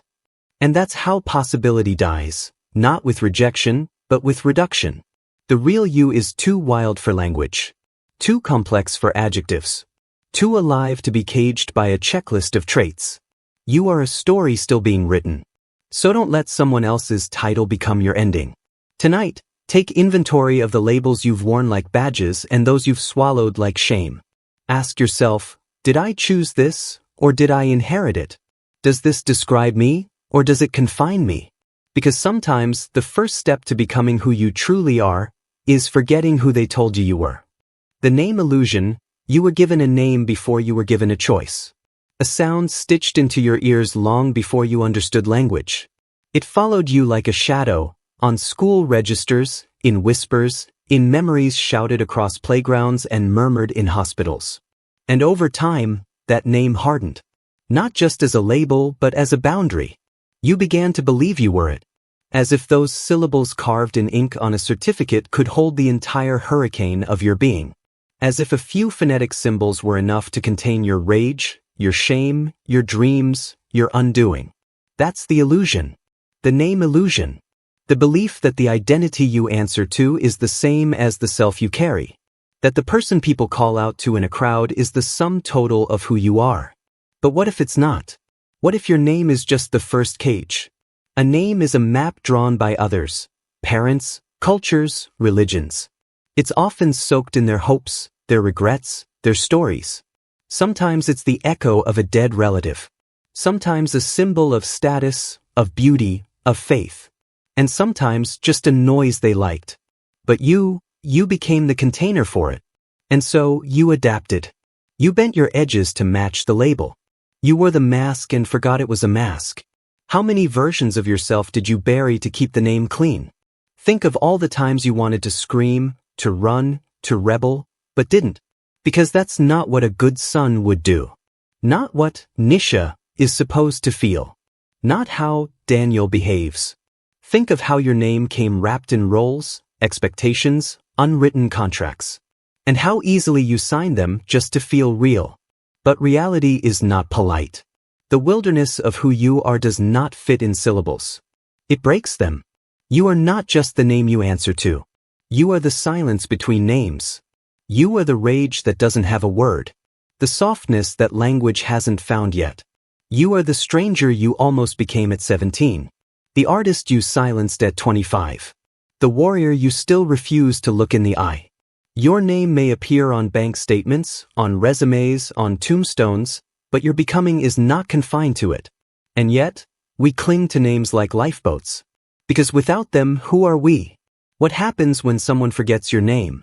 Do you vanish? What if someone calls you the wrong one? Do you correct them out of clarity or fear? A name is supposed to be grounding, but sometimes it's just a leash. Think about this. In every culture, there are rituals of naming, ceremonies, celebrations, because names are believed to confer identity, power, belonging.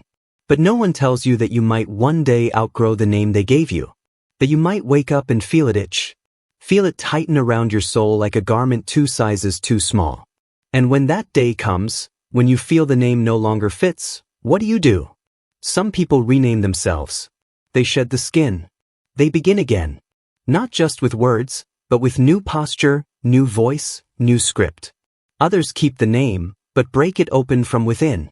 They say, "You may call me this, but I am no longer the version you remember." And some never notice. They wear the illusion till death. But the truth is this: your name is not your prison unless you let it be. It's a placeholder. A symbol. It can point toward you, but it can never contain you. You are not the name. You are the one who responds, or doesn't. Because your name is what the world uses to summon you. But your essence is what answers back. And that essence is fluid. Unfinished.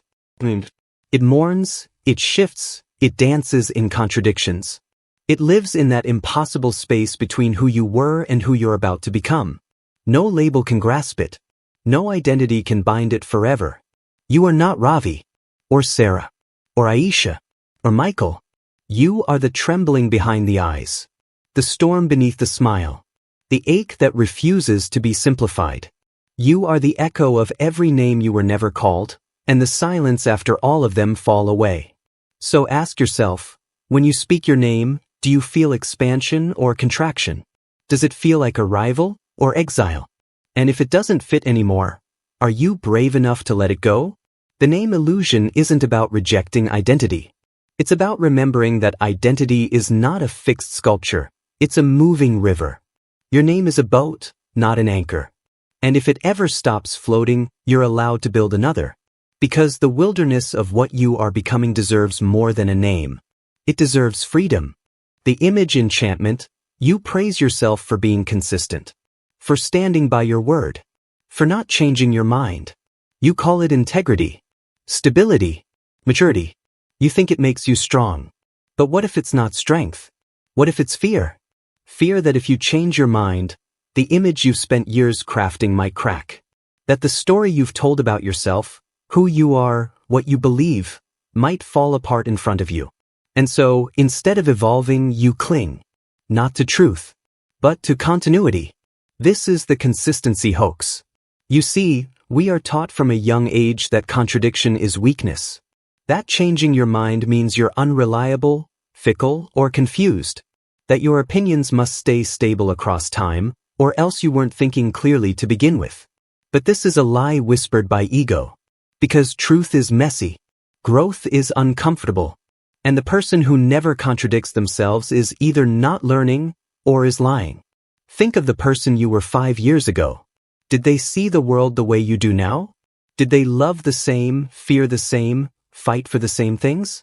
Probably not. But instead of honoring that transformation, many of us suffocate it because we're terrified of being seen as inconsistent. You said you hated something once, and now you love it. You made a bold claim online a year ago, and now you're not sure you believe it. But the internet remembers. Your friends remember. And so you stay loyal to an old version of yourself, not because it's true, but because it's familiar. You become a prisoner of your own performance. Politicians, celebrities, even spiritual teachers, how many have refused to change course, even when evidence demands it, just because changing would look like weakness? How many relationships have stayed broken, simply because someone didn't want to go back on their word? But here's the twist. Consistency isn't virtue when it's divorced from growth. It's vanity in disguise. Imagine a scientist who refuses new data because they once published a theory they no longer believe. Imagine a parent who clings to outdated parenting methods just to avoid admitting, "I was wrong." Or a partner who keeps hurting the one they love because to change would mean admitting past harm. Consistency is comforting. It gives us a story to live inside. But when the story no longer fits, it becomes a cage. There's a psychological bias behind all this, the sunk cost fallacy. Once we invest time, energy, identity into a belief or behavior, we feel compelled to keep going, even if it's hurting us. Even if we know better now. Because stopping feels like losing, like betraying the person we were. But you are not obligated to remain who you once pretended to be. The bravest thing you can do is contradict your past when it no longer serves your present.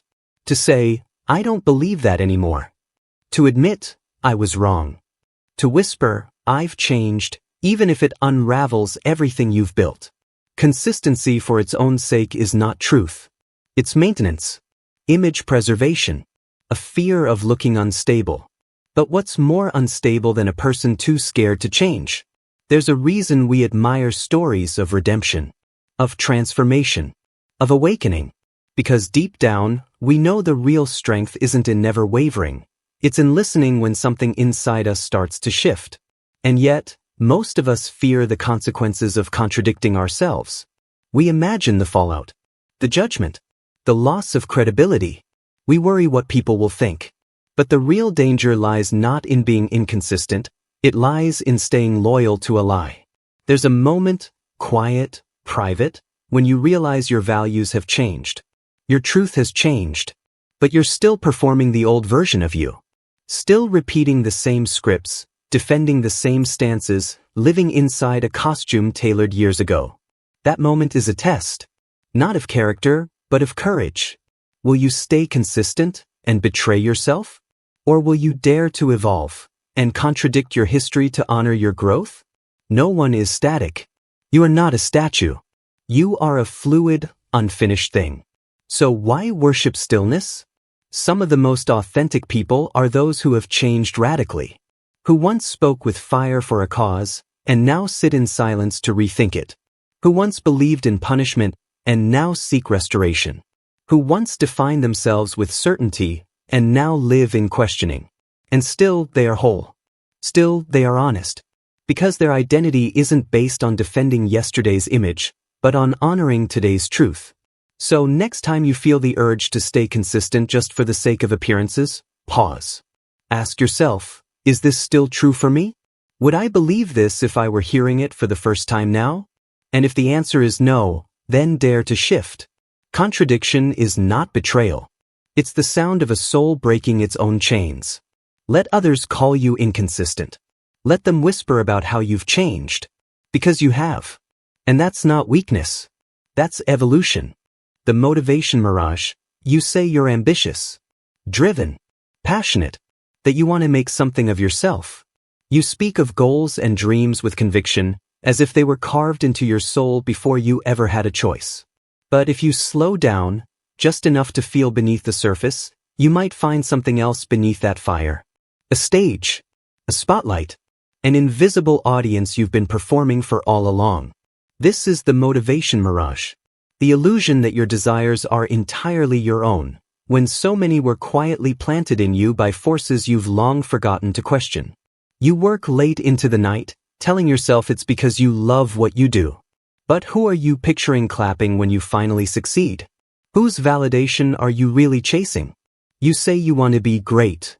But how much of that greatness is measured by eyes that aren't even watching anymore? Think of a child drawing a picture. There is joy, but it's not complete until a parent says, "Good job." The applause seals the worth. And so, even from the beginning, the seed of performance is planted. The idea that effort only matters if someone sees it, approves it, rewards it. You grow up. But the invisible audience never leaves. It just changes masks. Now it's your peers, your parents, your exes, your competitors, your imagined haters. You say you're doing it for yourself. But that's not always true, is it? Sometimes, you're doing it to prove someone wrong. Sometimes, to prove someone right. Sometimes, to silence the voice in your head that whispers you'll never be enough. You call it motivation. But it might just be a survival instinct wearing designer clothes. Even the dreams you think are pure can be traced back to social scripts. Wanting to be famous? That's not innate. It's absorbed from a culture that equates worth with visibility. Wanting to be rich? That's not just ambition. That's a response to scarcity, to status, to the belief that abundance is proof of superiority. Wanting to change the world? Even that can become a performance. If deep down, it's more about being remembered than being useful. This isn't about shaming ambition. It's about dissecting it. Because not all drive is created equal. Some of it comes from alignment. Some from addiction. Some people chase success the way addicts chase a high. Not because it satisfies, but because stopping feels unbearable. Ask yourself, what would happen if no one ever saw what you built? Would you still build it? If you got no applause, no recognition, no viral praise, would the process still nourish you? If the answer is no, then maybe you're not chasing a dream. Maybe you're chasing a mirror. And maybe that mirror reflects not who you truly are, but who you fear being without the performance. And performance is seductive. It rewards you. Promotions. Compliments. Clout. Likes. But it also depletes you. Because every time you feed the false self, the real one starves a little more. You become successful, but hollow. Celebrated, but numb. You achieve what you wanted, and feel nothing. Because the goal was never yours to begin with.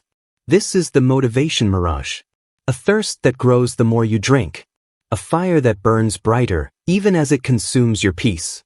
A dream that isn't a dream, but a script written by other people, handed to you before you learned how to write your own. And still, you cling to it. Because without the performance, who would you be? Who are you when no one's watching? When there's no timeline to post on, no parent to impress, no ghost from your past to outshine. That's where truth begins. Not in the loud victories, but in the quiet rooms. The ones where you keep working not because it looks good, but because it feels right. The mirage breaks when you begin to see the difference between ambition and addiction. Addiction says, if I stop moving, I'll be worthless. Ambition says, even stillness is a step, if it's mine. So ask yourself, what would I still choose, if no one ever knew I chose it? What would I still build, if the applause never came? What would I still be, if I stopped performing and started listening? The answers might scare you, but they will also free you. Because the real you doesn't need an audience to be worthy. And your deepest motivations, the ones untouched by culture, trauma, or ego, don't shout. They whisper. And only when the applause fades, will you finally hear them. The past authority, you've changed. But something inside you refuses to admit it. You keep chasing goals you no longer care about. You stay in roles you've outgrown. You speak in tones that don't quite feel like yours anymore. And when someone asks you why, you say, because that's who I am. But that's not the full truth, is it? It's who you were. This is the haunting grip of the past authority, the quiet, unchallenged rule of your former self, dictating decisions you no longer believe in. You follow the map of a person who no longer exists, afraid that letting go would be a kind of betrayal, not of others, but of yourself. You keep writing the story as if the original character is still alive. But that version of you, the one who chose that career, fell in love with that person, committed to that path, they were real once, yes. But are they you now? The past authority doesn't scream. It whispers in familiar tones. It says, "You worked so hard for this. You always said this was your dream. You made promises. You can't quit now." It tells you that turning back means failure. That pivoting means weakness. That change means erasing who you were. But change is not betrayal. It's evolution. Still, we struggle. Because the younger self, no matter how outdated, feels sacred. You remember who you were at 16, how desperately you wanted to prove something. Or who you were in your 20s, promising you'd never give up. You remember the vows made in pain, the identities forged in struggle. And now, even if those identities are suffocating you, you cling to them out of respect. But what if that respect is actually a cage? Imagine a soldier refusing to leave the battlefield, not because the war is still going, but because they once swore they'd never retreat. Or a musician playing the same melody for decades, long after it's lost all feeling, simply because it was once the song of their soul. That's what it means to let a dead version of yourself rule the living one. We fear dishonoring our past. We think shedding old dreams means invalidating the pain it took to pursue them. But that pain was real. That version of you mattered. It brought you here. But it doesn't have to decide where you go next. The danger lies in loyalty without reflection. A child who once feared abandonment may become an adult who clings to toxic relationships, because that's what loyalty looks like to them. A teen who once felt invisible may chase success for years, long after success stops bringing joy, because to give it up feels like vanishing again. A young adult may vow to never settle, and now, at 40, they can't build anything stable because they're still fighting a ghost of themselves. The past authority doesn't ask if it still serves you. It only reminds you of what you once needed. But need evolves. And sometimes, growth means grieving the versions of yourself who no longer belong. You might be outgrowing your career, but afraid to admit it because you once called it your passion. You might feel trapped in a relationship because the younger you begged for love like this. You might keep chasing an identity just because you don't know who you'd be without it. But here's the secret. The present you owes the past you compassion, not obedience. You can say, "Thank you. You did your best. You made choices with what you knew. But I've changed." And in that sentence, something sacred breaks open. Not in disrespect, but in release. Because there is wisdom in shedding. There is power in rewriting. There is freedom in admitting, "I no longer want what I once did." You're allowed to leave old dreams behind. They don't need to be fulfilled to have been meaningful. You're allowed to revise your values. That doesn't make you fake, it makes you honest.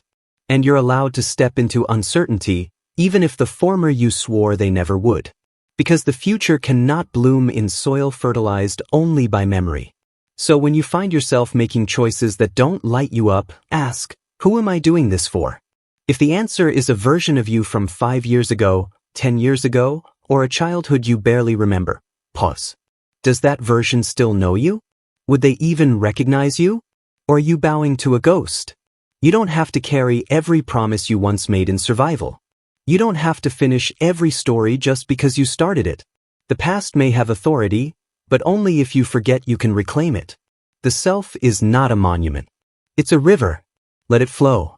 The predictability fetish, you wake up, brush your teeth, eat the same breakfast, walk the same path, speak in the same tone, and play out the same character you've rehearsed for years. Not because it fulfills you, but because it's safe, predictable, understandable. You've built a life around not surprising anyone, including yourself. You've chosen consistency over discovery, familiarity over authenticity. You've fallen in love with being expected. This is the quiet addiction no one talks about. The fetish of predictability. The way we cling to routine and repetition, not out of discipline or responsibility, but out of fear. Fear that if we deviate, if we act on the impulse, if we voice the forbidden desire, if we take the left turn instead of the right, we will become unrecognizable to the people who've grown comfortable with our script. Or worse, unrecognizable to ourselves. So we behave. We moderate. We stay in character. We nod at parties even when we want to scream. We smile politely during conversations that bore us to death. We suppress the instinct to walk away, to start over, to erupt. We betray ourselves for the comfort of those watching us. Because somewhere along the way, we internalized the lie that to be consistent is to be good. But here's the cost of that comfort. Every unexpressed impulse becomes a ghost inside you. Every time you silence a craving, a curiosity, a contradiction, you don't kill it. You bury it. And it waits. A more honest version of you, trapped beneath politeness and politicking. And the longer you go on performing who you're supposed to be, the more estranged you become from who you might have become. There was a moment, maybe years ago, when something wild sparked inside you. A vision. A rebellion. A desire to change direction, to break a habit, to speak a truth that didn't match your surroundings. But instead of acting, you paused. Calculated. Smoothed your edges. You asked, what will they think? And just like that, you shelved your transformation for the sake of continuity. But who are you performing for? The version of yourself your parents praised? The role your friends expect? The identity your followers have liked, commented on, and clung to? You think it's respect. But sometimes, it's just inertia. You've become so reliable in your behaviors that people have stopped seeing you as someone who can change. And that predictability becomes a prison. We romanticize stability as strength. But real strength is the ability to erupt when eruption is truth. To be contradictory when honesty demands it. To destroy your routine when it starts suffocating your growth. Yet we fear inconsistency like it's sin. We forget that becoming someone new often requires disappointing everyone who knew the old version, including ourselves. Because let's be honest, most of our behaviors aren't expressions. They're defenses. We repeat ourselves to avoid risk. We over-explain to avoid rejection. We suppress spontaneity to avoid becoming the version of ourselves we can't yet control. We cling to predictability not because it reflects who we are, but because it gives us an illusion of power in a world that refuses to stay still. But predictability kills mystery. And without mystery, your life stops evolving. You become a fixed character in your own story, instead of the ever-changing author. You trade transformation for repetition, depth for comfort, and aliveness for stability. And one day, you look in the mirror and realize you've become someone who no longer surprises even yourself. And that, right there, is tragedy. Because you were never meant to be consistent. You were meant to be curious, messy, changing, full of contradictions that scare and excite you. You were meant to wake up sometimes and not recognize the thoughts in your own head, not because you're broken, but because you're becoming. So the next time you feel an urge that doesn't align with your reputation, pause. Not to suppress it, but to examine it. Maybe that pull toward quitting your job, or confessing your love, or walking away, or starting over, or just being quiet for once, that pull is the real you trying to emerge. And yes, it might disappoint people. Yes, you might seem unstable. Yes, you might contradict everything you once said. But that's the price of evolution. That's the cost of freedom. You don't owe the world a consistent personality. You owe yourself permission to outgrow the one you've been applauded for. So break your routine. Say the thing you've always avoided. Act before you rehearse. Shock yourself. Because in that shock, in that glorious inconsistency, you'll finally taste something most people spend their whole lives avoiding, your own transformation. And if you're very, very lucky, you might never be predictable again. The self-knowledge hoax. You think you know who you are. You've spent years peeling back layers, analyzing your childhood, defining your love language, labeling your traumas like trophies. You've meditated, journaled, taken personality tests, read self-help books with cracked spines and underlying truths. And somewhere along the way, you arrived at a version of yourself you could hold. This is me, you say. This is who I am. But what if that, too, is a performance? The self-knowledge hoax begins the moment you mistake the mirror for the truth. When you believe that the act of seeking yourself, your wounds, your patterns, your desires, is the same as actually being yourself. But what if the very tools you use to find yourself are the ones shielding you from what you don't want to feel? We praise self-awareness as the holy grail of growth. But too often, it becomes a script, one you recite not to explore your depths, but to protect yourself from the silence beneath them. You say things like, "I'm the type of person who," or, "That's just how I process." But these are not revelations. They're shields. They're roles you perform for comfort. Because the truth, the raw, uncertain, shapeless truth, is that you don't fully know who you are. And maybe you never will. And maybe that's the point. Think of the people who proudly proclaim they've done the work. They speak in fluent therapy. They know their attachment style, their triggers, their Enneagram number. But watch closely. You'll notice something strange. That knowledge becomes armor. A justification. A way to explain away the parts of themselves they still refuse to feel. "I'm anxious attached, that's why I'm like this." Or, "I have a Leo moon, so of course I reacted that way." The label becomes a substitute for the wound. The story replaces the silence. But the parts of you that matter most are the ones you cannot language. The grief you carry that has no name. The love you offer without knowing why. The rage that doesn't fit your narrative. These are not defects. They are truths too large to be organized into a tidy self-concept. You can spend years constructing a self. But construction is not liberation. It is architecture. A mask with better lighting. The moment you claim, "I've found myself," you've already begun to lose the mystery. Because the self is not a destination, it's a question.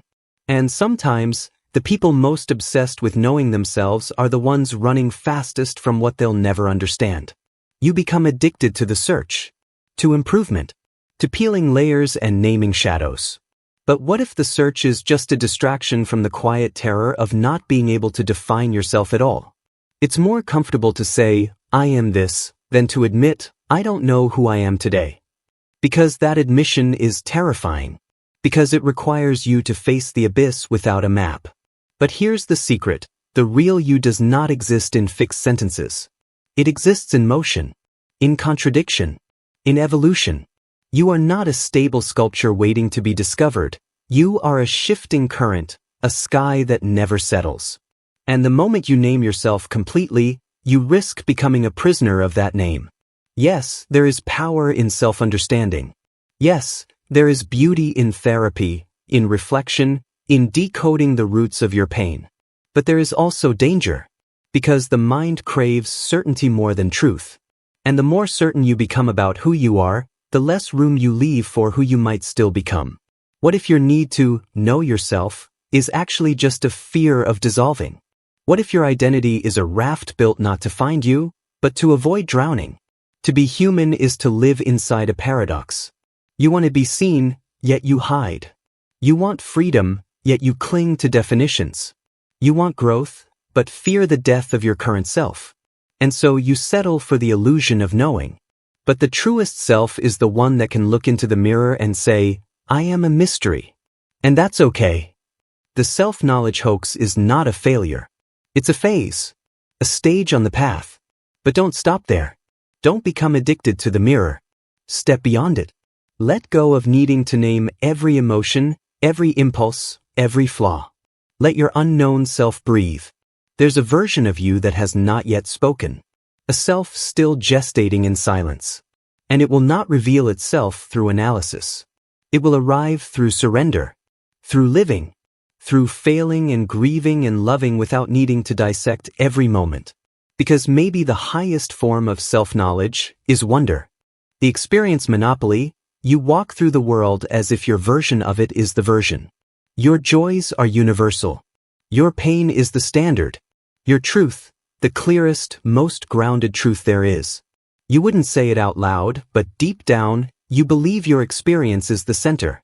That your eyes see most clearly. That others just don't get it. But what if they do? What if they get something you never will?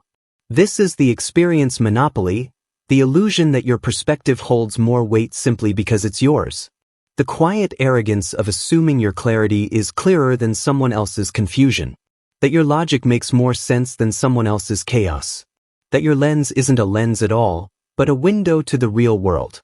But your lens is tinted, shaped by childhood, scarred by trauma, colored by privilege, absence, location, era, language, culture, neurochemistry. Everything you think is just how things are is actually how things appear to you. That difference is everything. Two people can stand in the same room and live in separate realities. One hears laughter and feels welcomed. The other hears laughter and assumes it's about them. Same sound, different universe. You've had moments like this, haven't you? Where someone reacted with pain and you thought they were overreacting. Where someone pulled away and you assumed they were cold, not realizing they were afraid. Where someone's silence felt rude, but was actually sacred restraint. How many times have you said, if I were them, I would have, but you're not them. You've never been them. You don't carry their memories, their fears, the invisible maps that shape their decisions. You see their behavior, but not the ghost behind it. Still we judge. Constantly. Not because we're cruel, but because we're convinced we're right. We don't just have a perspective, we mistake it for the truth. And this mistake has a cost. It costs us empathy. It costs us humility. It costs us connection. We speak over instead of listening. We dismiss instead of asking. We label instead of learning. Imagine if every person you meet, every stranger, enemy, lover, walked around carrying a book you've never read. Inside that book are chapters you've never lived. Traumas, delights, betrayals, beliefs.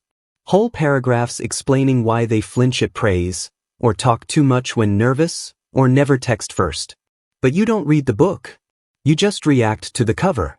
Because it's faster, easier, safer. And so, the world becomes flat. Other people's truths shrink. You assume your experience is the baseline, and everything else is deviation. But reality is not a single thread. It's a tapestry, woven from contradictions, colliding truths, and countless invisible variables. You think your heartbreak was unbearable, until you meet someone who endured the same thing without flinching. You think you're the only one who feels like a fraud, until someone you admire tells you their confidence is an act too. You think your suffering is incomprehensible, until someone shows you theirs, and suddenly, yours has company. The monopoly crumbles. Not because you were wrong about what you felt, but because what you felt was never the whole map. Only your corner of it. This realization is both humbling and terrifying. Because it means that even your most sacred truths might not be universal. It means that your version of being right might only be right for you. And suddenly, the people you once labeled irrational, dramatic, selfish, they become more complex, more tragic, more human. This is not an invitation to erase your truth. It's not about silencing your pain or diluting your perspective. It's about decentering it, just enough to make room for someone else's. Your experience matters, but it is not absolute. Your story is real, but it is not the only story. Think of how often conflict is just a clash of incomplete maps. Two people screaming, "I'm right," when both are just shouting from their side of the wall. But walls don't show the whole house. And when you begin to understand this, truly understand, you become dangerous to your old self. You start asking, what am I not seeing? What don't I know? You become slower to judge, quicker to listen. You start to catch yourself in the act, when you mistake familiarity for truth, comfort for correctness, volume for validity. You begin to wonder how many people you've misread, how many moments you've misunderstood, how many parallel realities you walked past, too convinced of your own. And in that wondering, you become more real. Because the person who sees only their own truth lives in a prison of mirrors. But the one who looks beyond, who dares to imagine a truth that doesn't center them, they live in a world that breathes. Let your truth be yours. But don't confuse it with a monopoly. There are other skies, other languages, other ways of being. The world doesn't need more people defending their lens. It needs more people cleaning it. So polish yours. Look again. And this time, leave space for what you've never known. The authenticity trap, you want to be real. That's the promise you make to yourself. The badge you wear. The whisper in your chest that says, don't fake it. Don't sell out. Just be you. But what happens when being you becomes another performance? When even your rebellion feels rehearsed? When your rawness is curated? When your honesty is framed perfectly for the algorithm, the brand, the identity you've built around not having an identity? This is the authenticity trap. The moment you try to be real, so hard, that it becomes an act. You speak your truth, but is it truly spontaneous? Or has it been polished, sanded down, tested for approval? You post something vulnerable, but do you check how many people see it? You dress in ways that defy trends, but is the defiance still calculated? You say you don't care what others think, but who are you trying to convince? We've reached a strange place where authenticity is a commodity, a brand, a look, a tone of voice. It's marketed in interviews, built into captions, worn like armor. But real authenticity doesn't care if it looks authentic. It's messy, inconsistent, sometimes even contradictory. Yet we live in a time where performing realness is rewarded more than simply being real. You might grow a beard, wear torn clothes, talk about your trauma, admit your flaws, not because you feel safe doing so, but because the aesthetic of vulnerability has currency. You may tell stories of rebellion, not because you still burn with it, but because rebellion gets engagement. You may expose yourself, not for healing, but for branding. The world loves the illusion of authenticity, as long as it's clean, palatable, and well-lit. And so you begin to ask yourself, if I'm honest, but also conscious of how my honesty is received, is it still honesty? And the trap tightens. Because now you're not just trying to be authentic. You're trying to be seen as authentic. And the moment that happens, you've lost it. You've slipped from living into performance. From expression into strategy. Even the impulse to be different becomes a formula. Speak like this. Use these raw phrases. Be relatable. Be unfiltered, but not too unfiltered. Be human, but in a digestible, brand-safe way. And slowly, your identity becomes another curated feed. Only now it's curated to look uncurated. This isn't a condemnation. It's a mirror. We've all been caught in this. You leave a job to follow your passion, and find yourself posting productivity reels every day to prove your choice was real. You stop editing your selfies, but you spend more time than ever adjusting the caption to sound natural. You say you're healing, and then feel pressure to show proof of progress, even when you're drowning again. The performance of authenticity can be more exhausting than any mask you wore before. Because now, you're not just hiding. You're hiding under the illusion of not hiding. And here's the worst part. When your authenticity becomes a product, any deviation from it feels like betrayal. You feel boxed in by the very freedom you claimed. You feel pressure to always be real, even when you're not okay. You feel trapped by the audience you attracted by saying, I don't need an audience. This is how rebellion becomes routine. How originality becomes another aesthetic. How freedom becomes another costume. So what's the way out? It's not about rejecting authenticity, but understanding it can't be forced. It doesn't arrive through striving. It doesn't bloom under surveillance. It's not something you achieve. It's something that happens when no one's watching, including you. Real authenticity is quiet. It doesn't announce itself. It's the way you hum in the shower. The way you dance when no one's filming. The way you change your mind without explaining it to the internet. The way you don't know who you are, and let that be okay. And sometimes, authenticity is contradiction. It's saying, yesterday I felt one thing. Today I feel another. It's not having a brand. It's letting people down. It's being inconsistent. Because real people are. But that doesn't sell well, does it? That doesn't go viral. That doesn't win applause. That doesn't look great in a 30-second reel. But it's yours.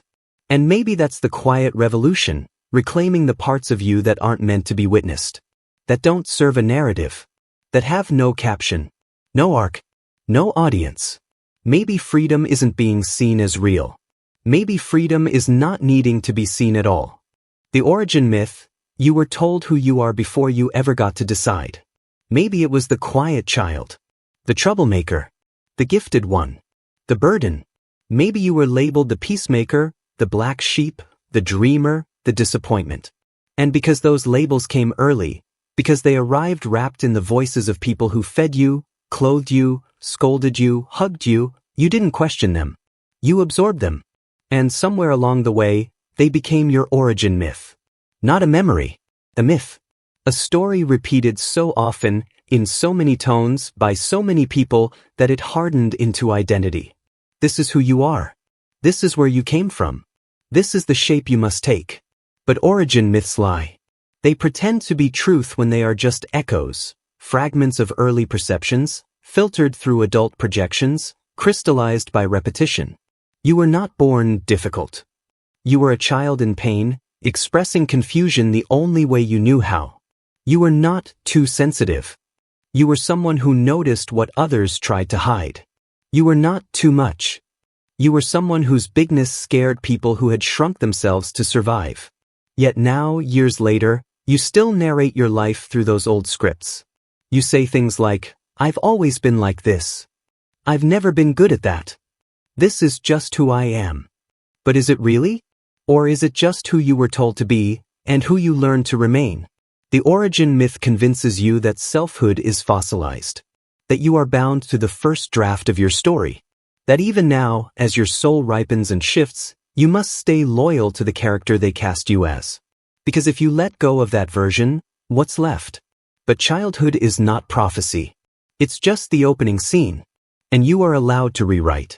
You're allowed to question why you still believe you're unworthy. Why you still flinch when someone says your name in a certain tone.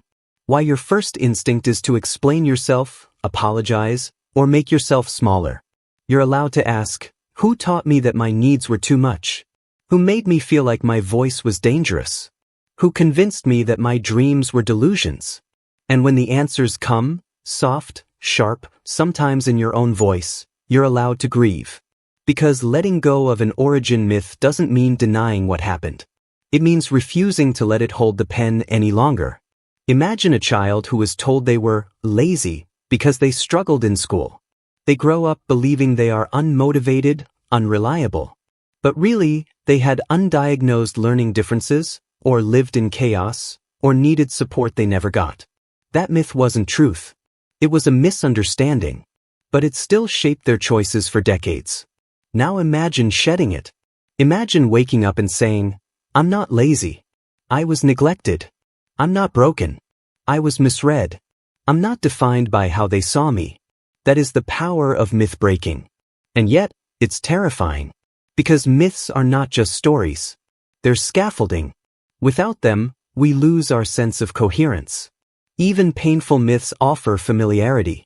And healing sometimes feels like betrayal, like disowning the family narrative, the legacy, the struggle.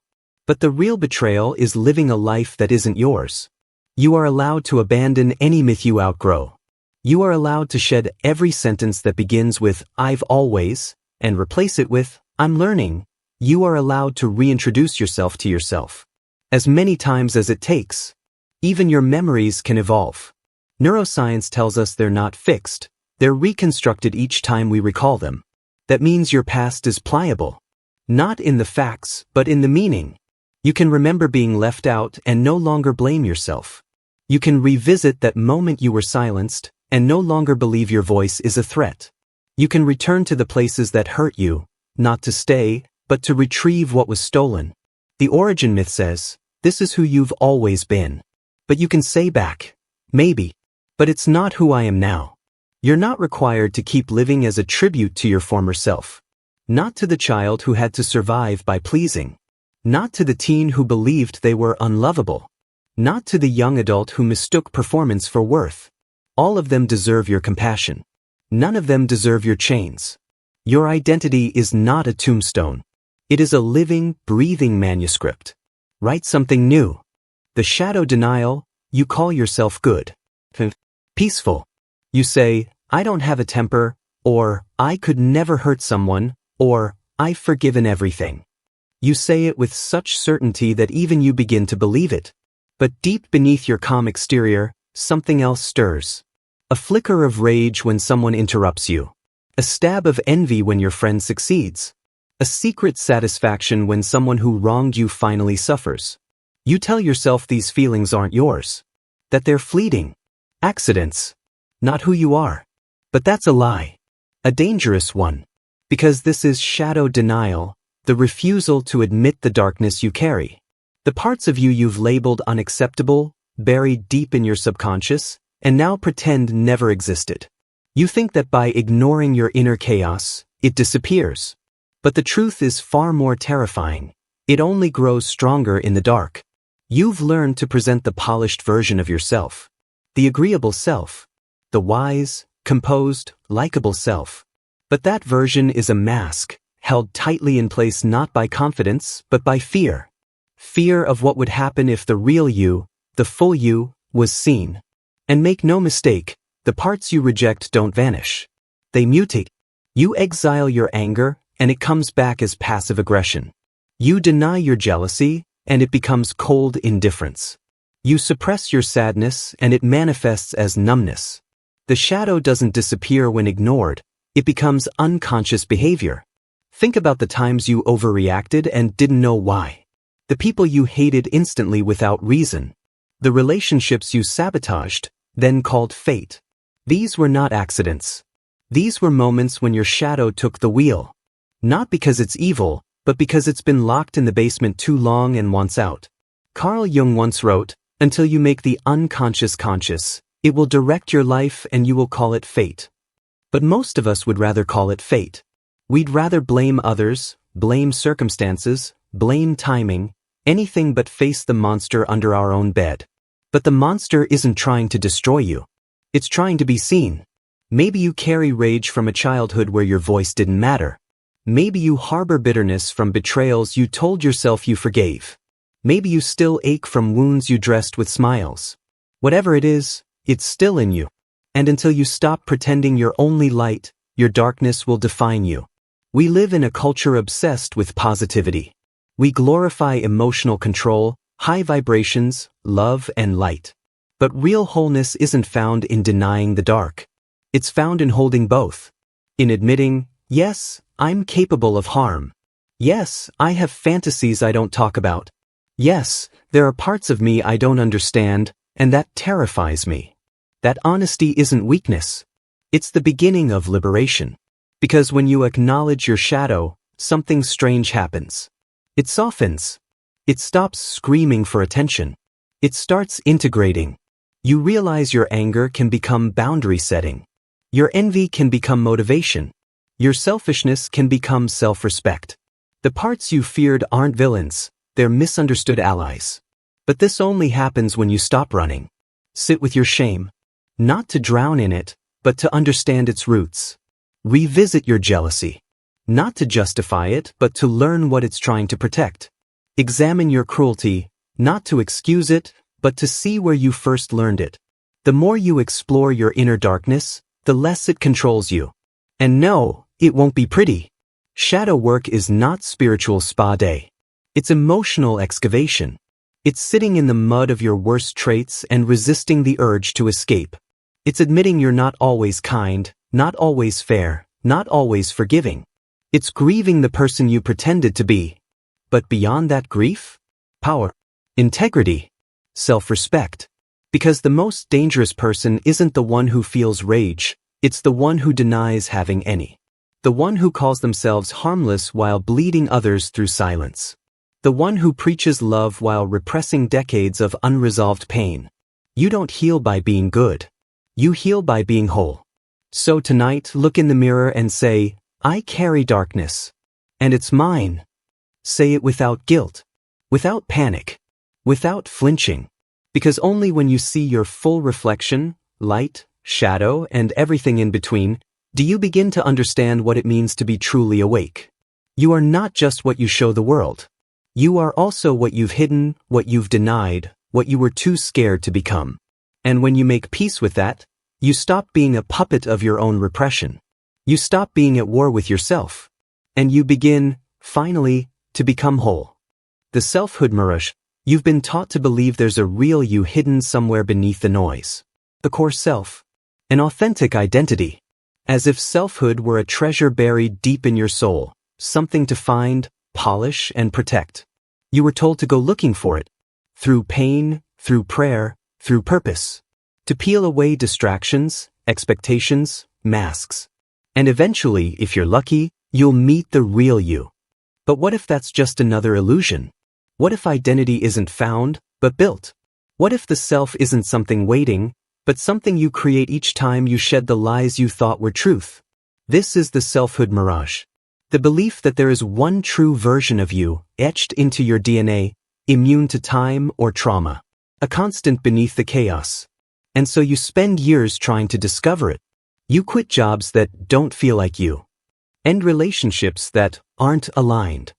Travel continents trying to find yourself, as if the right city or sunset will whisper your soul's blueprint. But selfhood doesn't live in clarity. It lives in reinvention. You are not a fixed truth. You are a living fiction, rewritten every time you dare to question the story you were told. Because you were born into a web of illusions. Family, culture, language, gender, roles, all whispering who you're supposed to be. And you obeyed. Not because you're weak, but because survival often looks like agreement. You smiled when you wanted to scream. You conformed when your soul ached to rebel. You built a personality out of silence and shame. And when it felt familiar, you called it me. But that me is not destiny. It's scaffolding. The real self, the one you hope to discover, is not buried beneath the illusions. It's born when you burn them. It's born the first time you say no when you were trained to say yes. When you speak your truth knowing it might cost you love. When you walk away from identities that feel safe but suffocating. When you realize that who you were last year no longer fits, and you mourn that skin like a former home. People will call you unstable. Confused. But that's only because they've mistaken repetition for authenticity. They've confused predictability with truth. They want you to play your part because your fluidity terrifies them. But fluidity is not weakness. It's freedom. Every time you change, you are not betraying yourself. You are claiming it. And that's the paradox. The more you try to find the real you, the more you reinforce the cage. The more you let go of needing to be someone, the closer you get to being. Because the self is not a statue, it's a storm. It evolves. It contradicts. It collapses and rebuilds. And if you're not willing to let your past selves die, you'll never feel the pulse of the one that's trying to be born. So ask yourself, are you trying to discover who you are, or escape who you were told to be? Do your daily choices reflect your truth, or just your training? Do you hold on to identities because they feel right, or because they feel familiar? Maybe the real courage isn't in finding yourself. Maybe it's in admitting you were never lost, just disguised. Disguised by duty, by fear, by the need to be accepted, to be known, to be good. But what if you were never meant to be known? What if you are not an answer, but a question? You see, the selfhood mirage is seductive. It tells you that once you uncover the real you, everything will fall into place. You'll find peace, alignment, belonging. But that myth is a trap. Because the more you believe you've found yourself, the more you will fear losing it. You'll cling to your preferences, your labels, your wounds. And when life demands that you evolve, you'll resist. Because changing will feel like death. But maybe that's the price of freedom. Maybe selfhood isn't about identity, it's about aliveness. About waking up each day willing to disappoint who you were yesterday. About seeing yourself not as a noun, but a verb. Not a thing to protect, but a possibility to live. So stop trying to find yourself. Start creating yourself. And when the old mirrors no longer reflect what you see inside, shatter them. Because the self is not what you uncover. It's what you dare to become.